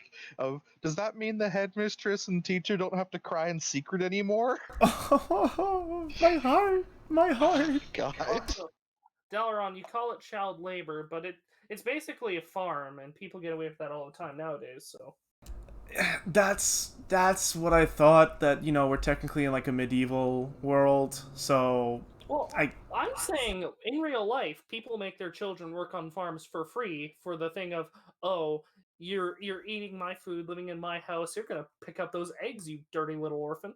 well, it's not orphan. It's you make kids to prolong your family. Nobles are worried about connecting That's family not why trees. farmers have kids, Delaron. That's what I'm saying. Farmers Nobles. have kids to have free work. Yeah, that's what I'm saying. Nobles are preoccupied with connecting family trees and family wealth. Farmers and lower class citizens are worried about having enough people to sustain the family. And by people, I mean workers. Yes. I was actually pretty. I actually didn't have much of, if any, issue with the whole setting up the chicken coops and them collecting eggs and such, just because rather than just flat out give them money, she gave them something sustainable. Mostly sustainable. And yeah, we also talk about like economics in this episode, where people are like, if you do this, you're going to like disbalance the cost of eggs or disrupt the local economy. And she's like, nah. I want to make the eggs much lower cost, because if they're lower cost, it won't ruin the economy, and also like shady people won't come after the orphanage to steal the eggs. And I'm like, fuck, what is this show? Why is this show smart and dark at times? We did say we did see right at the beginning that she is some sort of like day trader. As a teenager, so she's pretty smart. Also, guys, egg. I've been waiting for it to come back for so long. Her love of eggs. Everyone loves eggs. Everyone loves eggs. They Fina loves eggs. Her mom's so rare. Egg. Egg. I love it. I love how eggs are a major thing. It's great. You know what else I love? Fina with a giant fucking knife. Just that scene where she's outside wondering what to do about the noble and everything. And Fina's just carving, holds up giant knife, and just with like the RPG like slashing meat sound effects. They did one of my favorite things is because she's this sweet little innocent girl, big ass knife, and you see that glint of the knife before she just quickly jives into it. Right? I know it's used a lot, but I always like it. I laughed last episode, I laughed this episode because I'm just like, small girl, big knife, cut. Fina's just great in general. She is. She gets a lot of fucking screen time. I will say that. She does. I'm not mad about it. It's just like I don't like. It's weird to give her so much it. screen time when we know there are going to be other little bears. Yuna is going to get more cubs. I'm mad about it. Tell us why you're mad about it, Meep. Cause it's I don't see the comedy in it. I don't. Small girl with big knife. That don't make me laugh though. I am not Ape Man that laugh at funny banana picture. I feel like just like a few days ago. Laughed at things like that, Meep. Yeah, I feel like a few days ago you laughed at a literal banana joke. Did I? I don't remember what I did a few days ago. You laugh at the monkey stuff. Yeah, but that actually has thought and care behind the joke. The become monkey Does is it? funny. Hey, Meep. You become monkey is funny. Oh. I don't get the enjoyment from the show that you two do. I don't. My dumb ape brain can't fathom someone enjoying this. You're telling me you're not enjoying the fucking Moe-riarty of Yuna just like down with the bad nobles? You Dalaran, you specifically talk about you don't know what Tabitabi wants to be. It doesn't have a specific theme. Neither does this show. It bounces from so many different things. Not really. Yuna just finds problem and finds a way to solve problem with her OP Kuma bear powers. And how is that different from what Elena does, Dalaran? Because Yuna isn't an arrogant prick. And this show... I disagree. I'm sorry if that got picked up on the mic. I don't know what the fuck that sound was, but yeah, also, the show doesn't take itself too seriously. I find Yuna a different kind of arrogant. She is, but it's not like the bragging on herself kind of constantly kind of arrogant.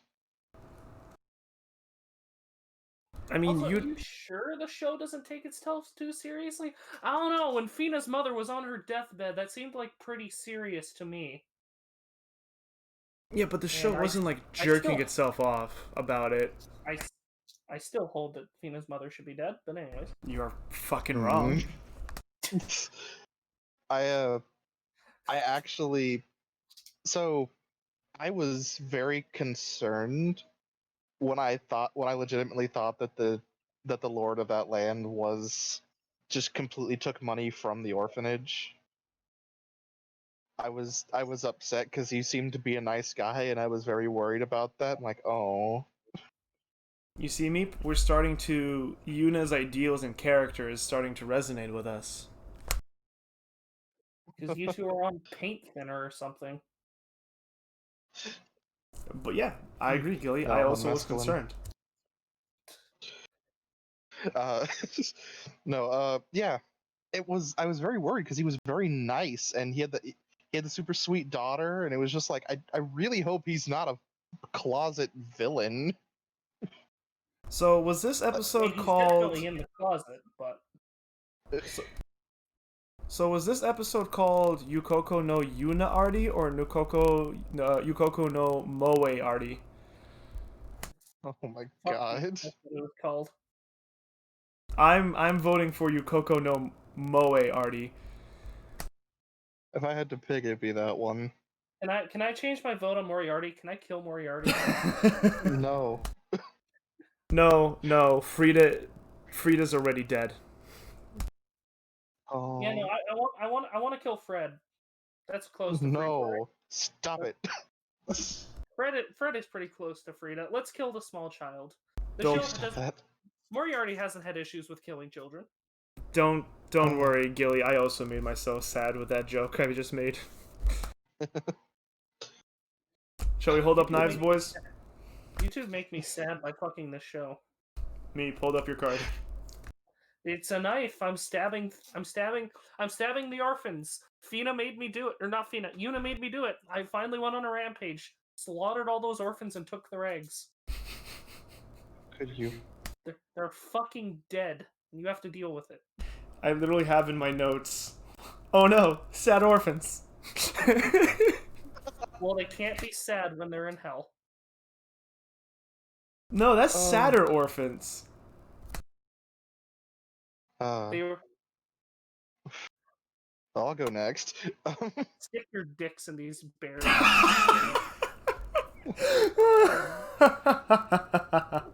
Well, I'm gonna fuck this show.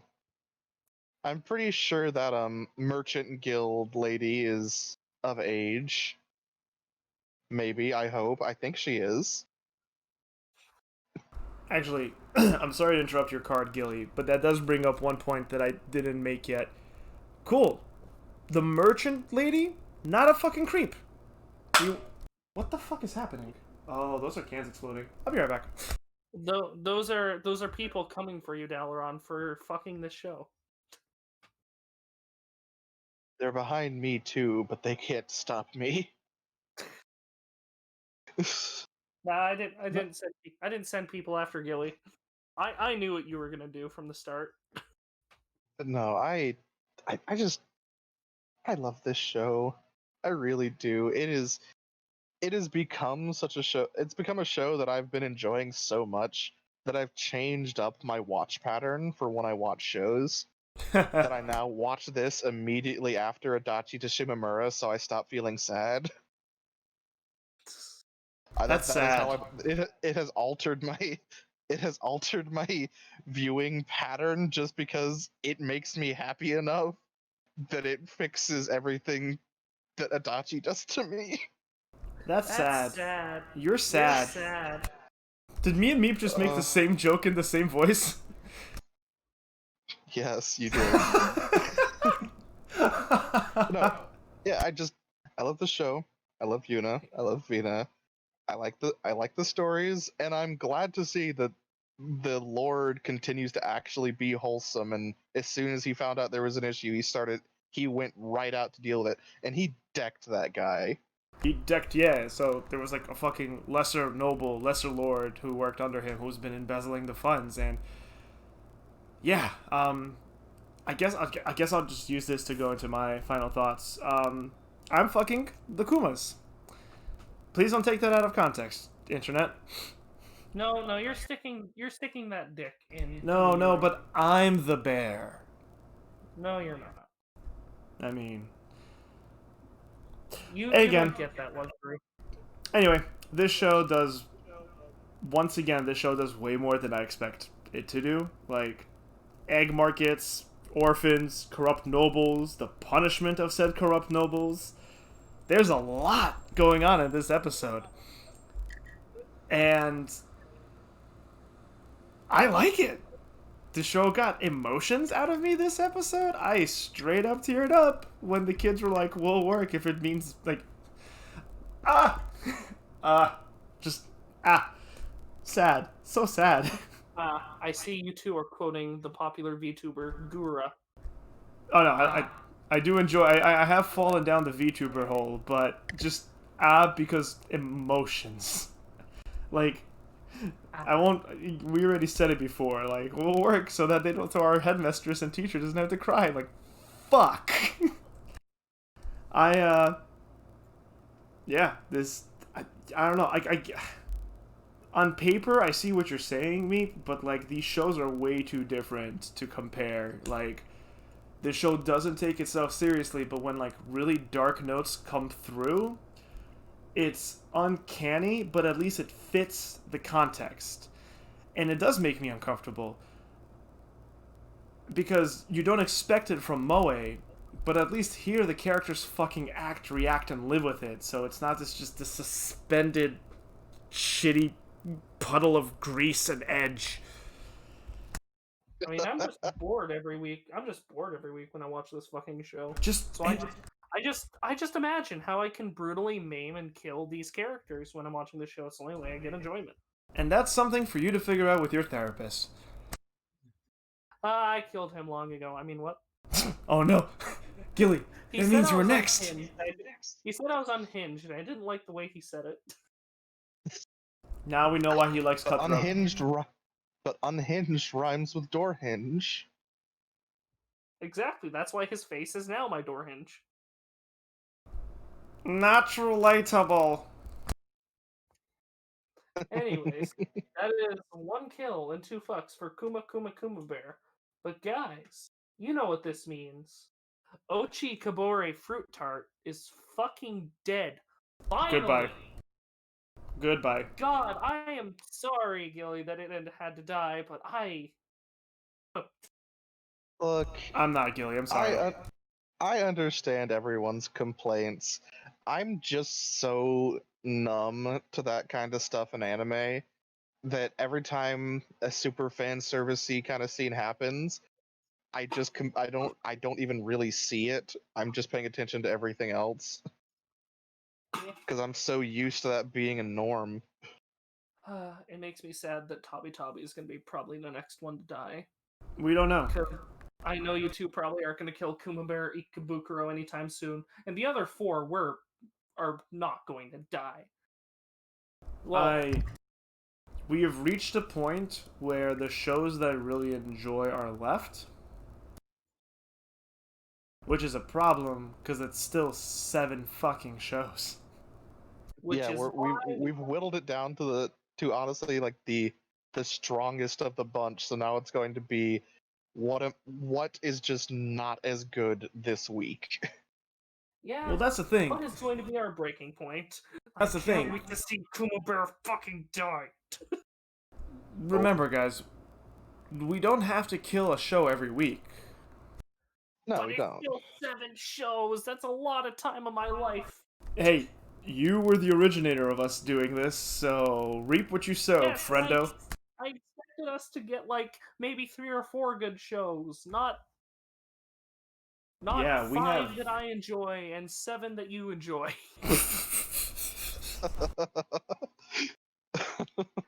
God, imagine how harder this would have been if Noblesse was on our list opposed to King's Raid. I am curious. Honestly, I don't know how Dollar would feel about Noblesse. I know I'd like it. But me and you would be fucking it each week, Gilly. That's the problem. Like, I know I'd like it because the concept is something I've liked in other shows that were significantly worse. At the moment, I'm thinking about our roster, and if not Majo no Tabitabi, which nothing has changed, chat and viewers and listeners, I'm not relishing in the fact that I don't like Tabitabi. In fact, it upsets me. But if not Tabitabi, you all know my stance on it, and if you need more, go watch our previous episodes. I think Ikebukuro Westgate... No, you know what? I don't know. That's the problem. Like, I was going to say Ikebukuro Westgate Park is the weakest link besides Majo no Tabitabi, but I still kind of want to see what they do next. What do you mean? Kuma Bear is the weakest link. We're to a point where the only things left on the list that I want to kill is Adachi and Tabitabi, depending on how it is that week. So, you reminded me of something, Gilly. Meep. You said that Ochikobore sucks extra hard, phrasing, because we have shows like Adachi to Shimamura to compare it to. Do you think... That's not the reason why I said it sucked. I just said that's a point at why I hate it. It's okay. The way I phrased it was weird, but here's the thing I used. Like, I was saying when it comes to Ochikobore using homosexuality as a constant joke, like oh, you like girls. What? No, I would never like girls. Or just using it as a constant joke. having a show that depicts homosexuality in such a human and relatable way, that's what gets me with it. That's why I can't laugh at those gay jokes in Ochikobore. That's why I can't laugh at it. Ochikobore sucks super hard because animation and the music was subpar, the constant fan service, which there is a little bit of fan service in Adachi. I'll cop to that. There in the swimming pool episode, it didn't like super focus in on it, but there was a little bit of like, oh, okay, it's showing off Shimamura a little bit. Yeah, And at but the start of this episode, it showed Adachi in the shower, but it yeah, doesn't like yeah, yeah. super focus on anything. It's there and gone. Whereas Ochikobore relishes in it. It like stays there for like 10 seconds, like, ooh, look at Nina's boobs. Don't you want a 15-year-old girlfriend? Oh no, there's no comparison between the two for sure. I was just curious because like we have a very strong roster and it's only natural for us to compare things against each other. So I was just curious where you sat on that. You know, like actual wise, like Adachi to Shimamura, while it does have comedy in it, it isn't a comedy. Ochikobore is trying to be a comedy. Was it this episode of Ochikobore that started off with yeah, by the way, guys, in case it wasn't clear, welcome to our after show thoughts. Was it this episode of Ochikobore that yes, it was, that started off with them like they turn on the TV to see the news, and it's like the like imagined ideal is like on the news. Our head story today: brand new idol group Ochikobore Fruit Tart, Fruit Tarto is like did a concert, and like fans are going crazy. And then reality, it's like you We the lost that kittens. They lost. First of all, they lost the kittens, and I don't know. Like they're really upset about it, but like kittens are pretty hard to fight against. You know, cat, laughing Yeah, I baby. mean, seriously, kittens usually My win. kitty's just been watching me the whole time, wondering what I'm doing. Yeah, kittens will usually win, and it was just like the creme fraiche or whatever the fucking idol group of Roko's sister and the two twins, the Rem and Ram. Mamatsu. Yeah, Kriyamatsu. Which I will give the As show you can tell, credit. I really like this show because I'm paying attention. I'm shaking my head. I will Last. I will give the show credit for this. It did foreshadow Roko's sister a bit by Roko being apprehensive about being an idol. I'll give the show that. Oh yeah. But that doesn't excuse everything else wrong. Oh no. I am done with Ochikobore. I'm still gonna watch the first, if not not the first, the next one or two episodes of Magetsu Warhide Zurst just to see if my intrigue was well placed. But I'm done with Fruit Tart. I wanted an idol show on this list because I wanted music, and I'm not even fucking getting that. Yeah. But, Yeah, I think this is a good point because I watched this week's episode of King's Raid, episode 6. Talking about shows that nobody's watching anymore. I thought you forgot about it. No, I've been waiting. Patiently. I've been waiting very patiently. Remember how in the very first episode that we talked, the very first show, Adachi no Shimamura, I said Gilly's back there, Gendu Ikari posing? I was fucking right, apparently. remember in the first episode where we talked about King's Raid and all of us hated it and killed it? Did we kill King's Raid off the first episode? We did. That was We in tried. our second episode. We tried. We all three killed it. So yes, episode 6 of King's Raid. This motherfucker did a fucking wink and a click into the mic. I fucking know it. Our group of Castle and Company make their way into a nice little town where we find out that Cleo has a spending problem and she spends the entire group's money, putting them out in a way that they can't sustain themselves to venture any further. To make money, they all take up some odd jobs. They work at a tavern where Cleo cooks, Frey is a waitress, and Roy, who apparently is a heartthrob, is also a waiter, and ladies keep fawning over him. Castle, they don't give him anything. He stands outside chopping wood, getting no character development continued. As we continue, we find out that Cleo has worries about her fire powers, and she's actually somewhat afraid of her abilities. which wasn't really made apparent before, but it is now. And within the same episode, she decides to get over that to protect her friends and uses a little bit of stronger fire magic in a fight against demons that attacks the group who are helping an old lady clean up her decrepit old tavern. A second tavern, not the same one. It looked the same, except one's kind of falling apart. And we end with Roy showing up because we don't know what he did, but he took some kind of odd job and made all their money back. Cleo's not allowed to have it anymore. Gilly? So I watched this episode and I thought out a synopsis. Gilly? Yes. Gilly? Yes. Where the fuck is this energy for any other show on the list?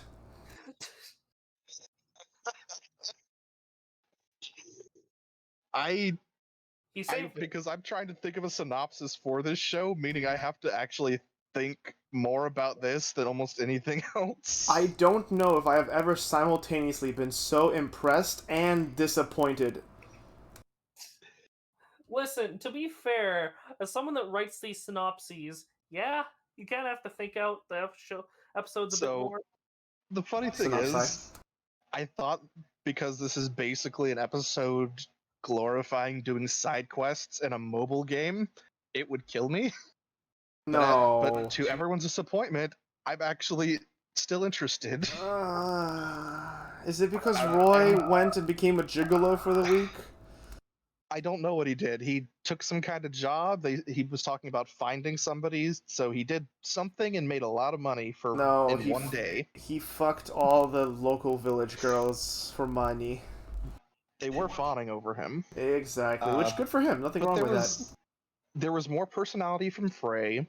There was actually some character development for Cleo. But Roy was kind of only there half the episode, and Castle continues to be nothing. And the Dark Elves didn't show up at all this time. Take that, death to reality. Well, no, they got a very brief show up. I gotta remember that. It was so brief, I glazed over it. Gilly just fucking faked Meep out. Woo! Power play. It was extremely brief. Like had to do with signing something into a. I think he's trying to push through getting the Dark Elf, our main character Dark Elf, knighted, and people are not happy. I don't care. You said this, and I closed my eyes and I tried to picture it, and my brain literally said, "We don't care." Like I literally had the thought, why am I doing this? I do not care. I closed my eyes and tried to picture it, but I can only think about that fight scene that's going to happen next week with Jujutsu Kaisen. And Akudama Drive. Yeah, I'm more excited about the Jujutsu Kaisen fight scene, not going to lie. Nah, man. Gojo trumps everyone else to me. That's I'm fine. definitely excited for a good old-fashioned shonen fight. Sure. But fight from Akudama Drive episode 2 is still a fucking masterpiece, and like another beautifully choreographed Akudama Drive fight would be nice too. Mm-hmm. As an art house piece, fantastic. Definitely not as like bombastic as a traditional shonen fight, which is what I'm itching for because I haven't seen any since My Hero. You saw Sukuna beating the shit out of Fushiguro. That was barely a fight. I don't know if you can consider that a fight. Yeah. Is it because it was so one-sided? Speaking of fights, no, it's my last little bit to say on it. The fight with the demons was very minimal. Castle is showing a little more improvement with his fighting. Frey is using a lot more defensive magic to protect people, which is nice to see. Is Freya actually fucking doing something now?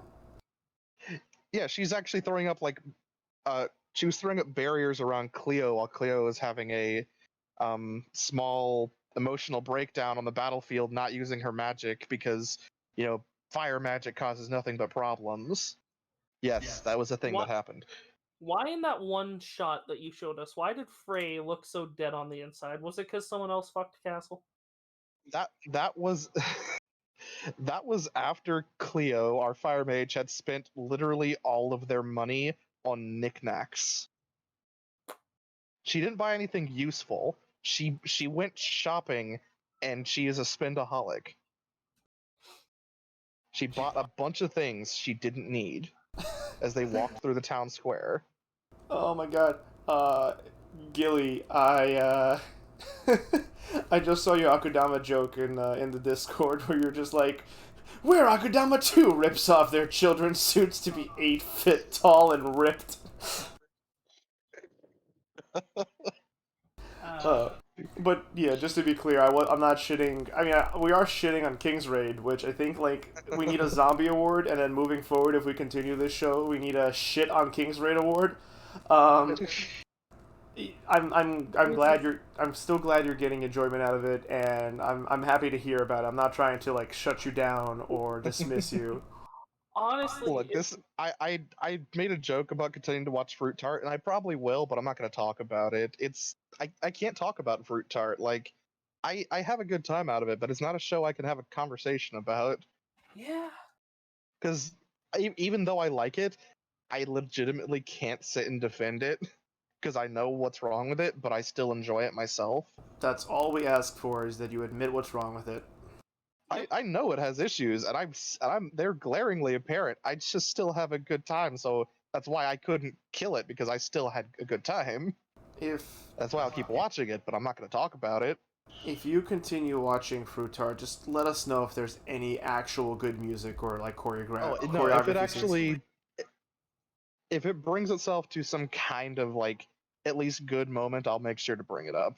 Thank you, because I do want some good music. I mean, not to say that we're not getting good music, like Jujutsu Kaisen, Akudama Drive, Yuukoku No Moriarty, and Ikebukuro Westgate Park all have like banger openings. Also, damn, that the closing theme for, well, first of all, the closing theme for Majo no Tabitabi is delightful, but the ending theme for Jujutsu Kaisen and there's another show that I'm like, this is really good. Was it Ikebukuro Westgate Park?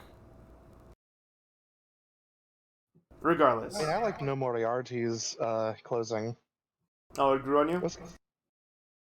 Yeah. Well, Westgate Park's closing, I don't know why. Every time I watch an episode, some weeks I like its closing, some weeks I don't. Sorry, Meep. I feel like we're talking over you. I'm just waiting because I have a show to talk about too. Oh, yeah. So then really quick before we switch over to that,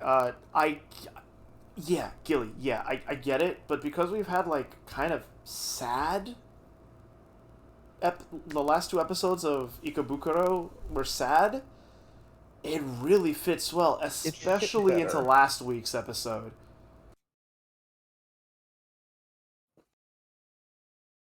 Like, after the dad and everything, after Gigi, old grandpa dad, fucking just going into that, like, sad, melancholic, like, hip-hop kind of...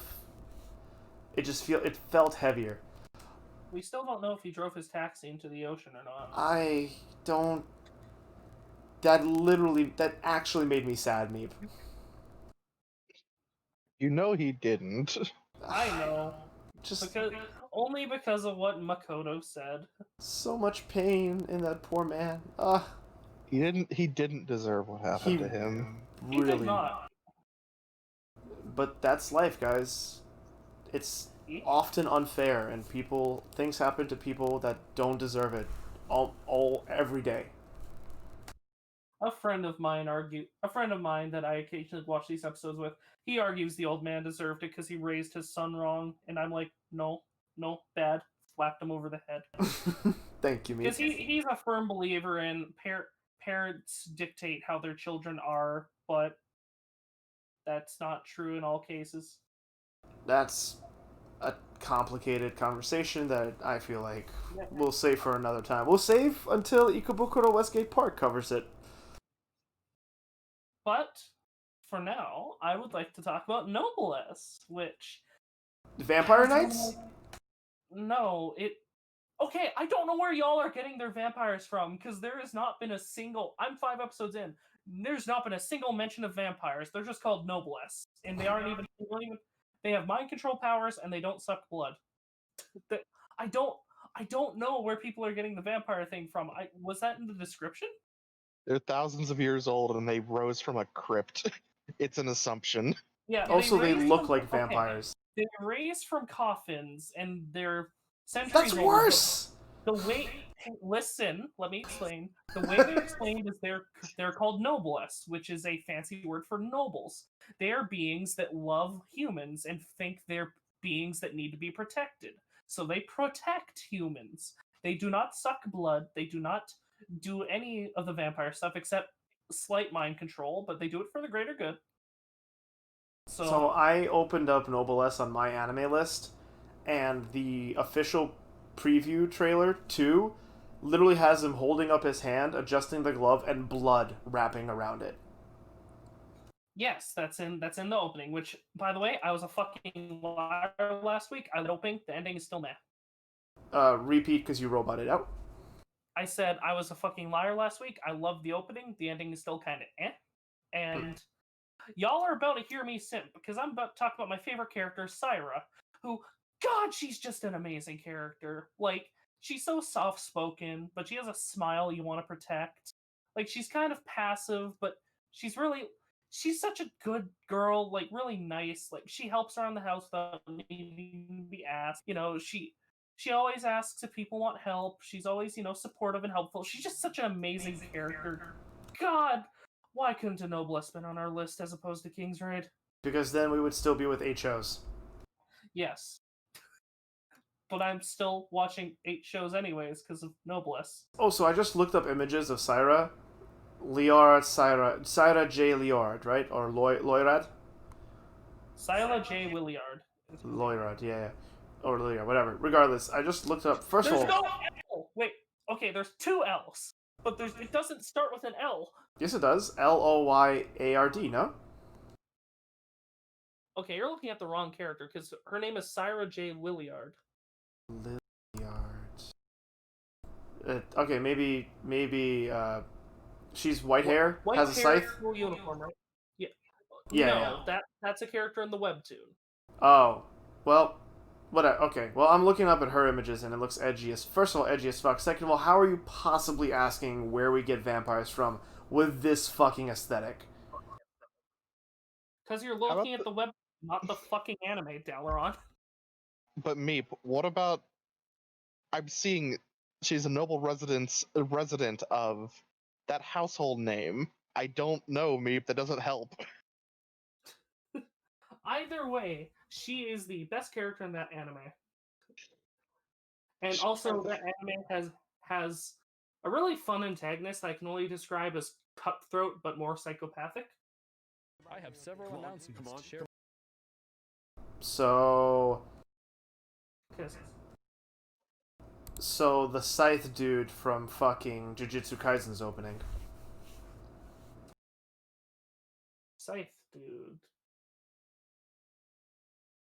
I don't know who you're talking about. Either way, its antagonists are interesting because there's one antagonist that talks with he's like 25, and one of the characters he ends up getting into a hacker war with and ends up seeking him out and meeting him in person, and the other character is like 16 and they have like it's not a date, but they're at a coffee shop and it kind of looks like a date, and it's kind of funny in a weird way because there's nothing romantic or even sexual going on there, but it's just like these two people just met up because they hacked each other so much and now they're just bonding over it.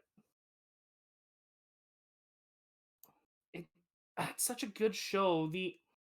The fighting in this show has no reason to be as good as it is. The characters are fun. I wish the main character got more, but hey, it's really fun, and I want to see more of Syra because she's like my favorite character. I just want someone that's as caring. Well, shit. That telling me that the fights are great and they look great. Kind of makes me want to check it out. Not gonna lie. Yeah, It's been on my list for a bit. I just haven't watched it. yeah. And Tempting. y'all Y'all know I'm gonna be nominating that opening. Well, anyway, on the anime I've been watching, Agents of S.H.I.E.L.D. turned into Agents of Hydra. No, like I said, I've been having a busy week, but I think I'm going to try to catch up on Magetsu Warheizers just to see if it's going anywhere interesting. Is this promise going to be fulfilled, or is it going to be like our schedule promise where... I'm looking at yo, no one has the right to talk in this group. I know, I'm joking, Last minute things come up. Last minute things come up, there's no shame.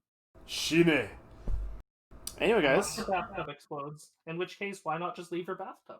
Holy fuck, yeah, that was a day. For those of you who don't know, I don't have a Twitter, and I don't really share personal stuff, but like 3 episodes ago, our recording got delayed heavily because my bathtub just decided to say, no, water doesn't go down the drain, it goes up the drain, and then it just exploded rust and stuff because I live in an old building. Good for insulation and solid walls, bad for plumbing. So that was a fun 5 hours of my life. Just throw out your bathtub, forehead. It's a big bathtub, it fits me, I'm a tall dude. Anyway, with that little personal glimpse, barely an anecdote, shall we sign off, y'all? Yes, I've been Meep, also known as SoulKing777. Thank you all for joining. We will drop a link to the Discord, and yeah, we will start next week with 7 shows, and maybe another will die. Who knows? Not I.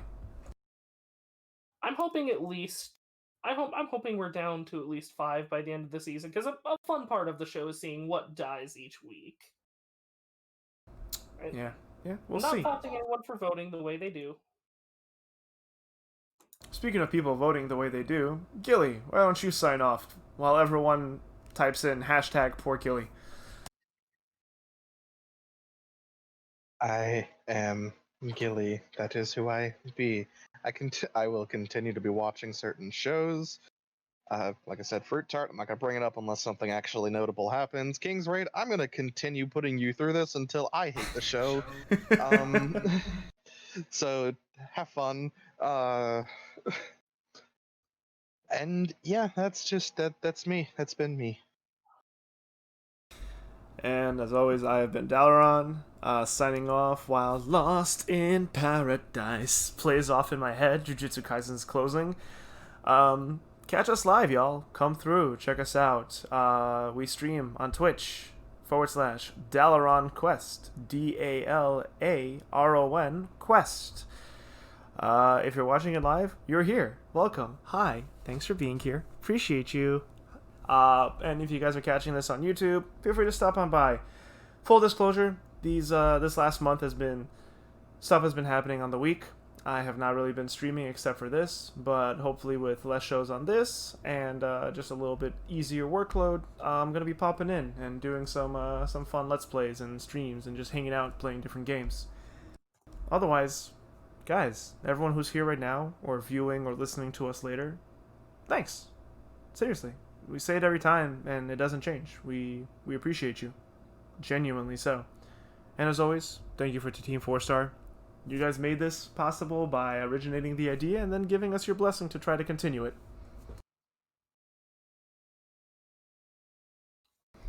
And without further ado, I think that's it. Good night, everyone. Or good day, depending on where and when you're watching this. And I'll see you guys next time. Au revoir. Bye.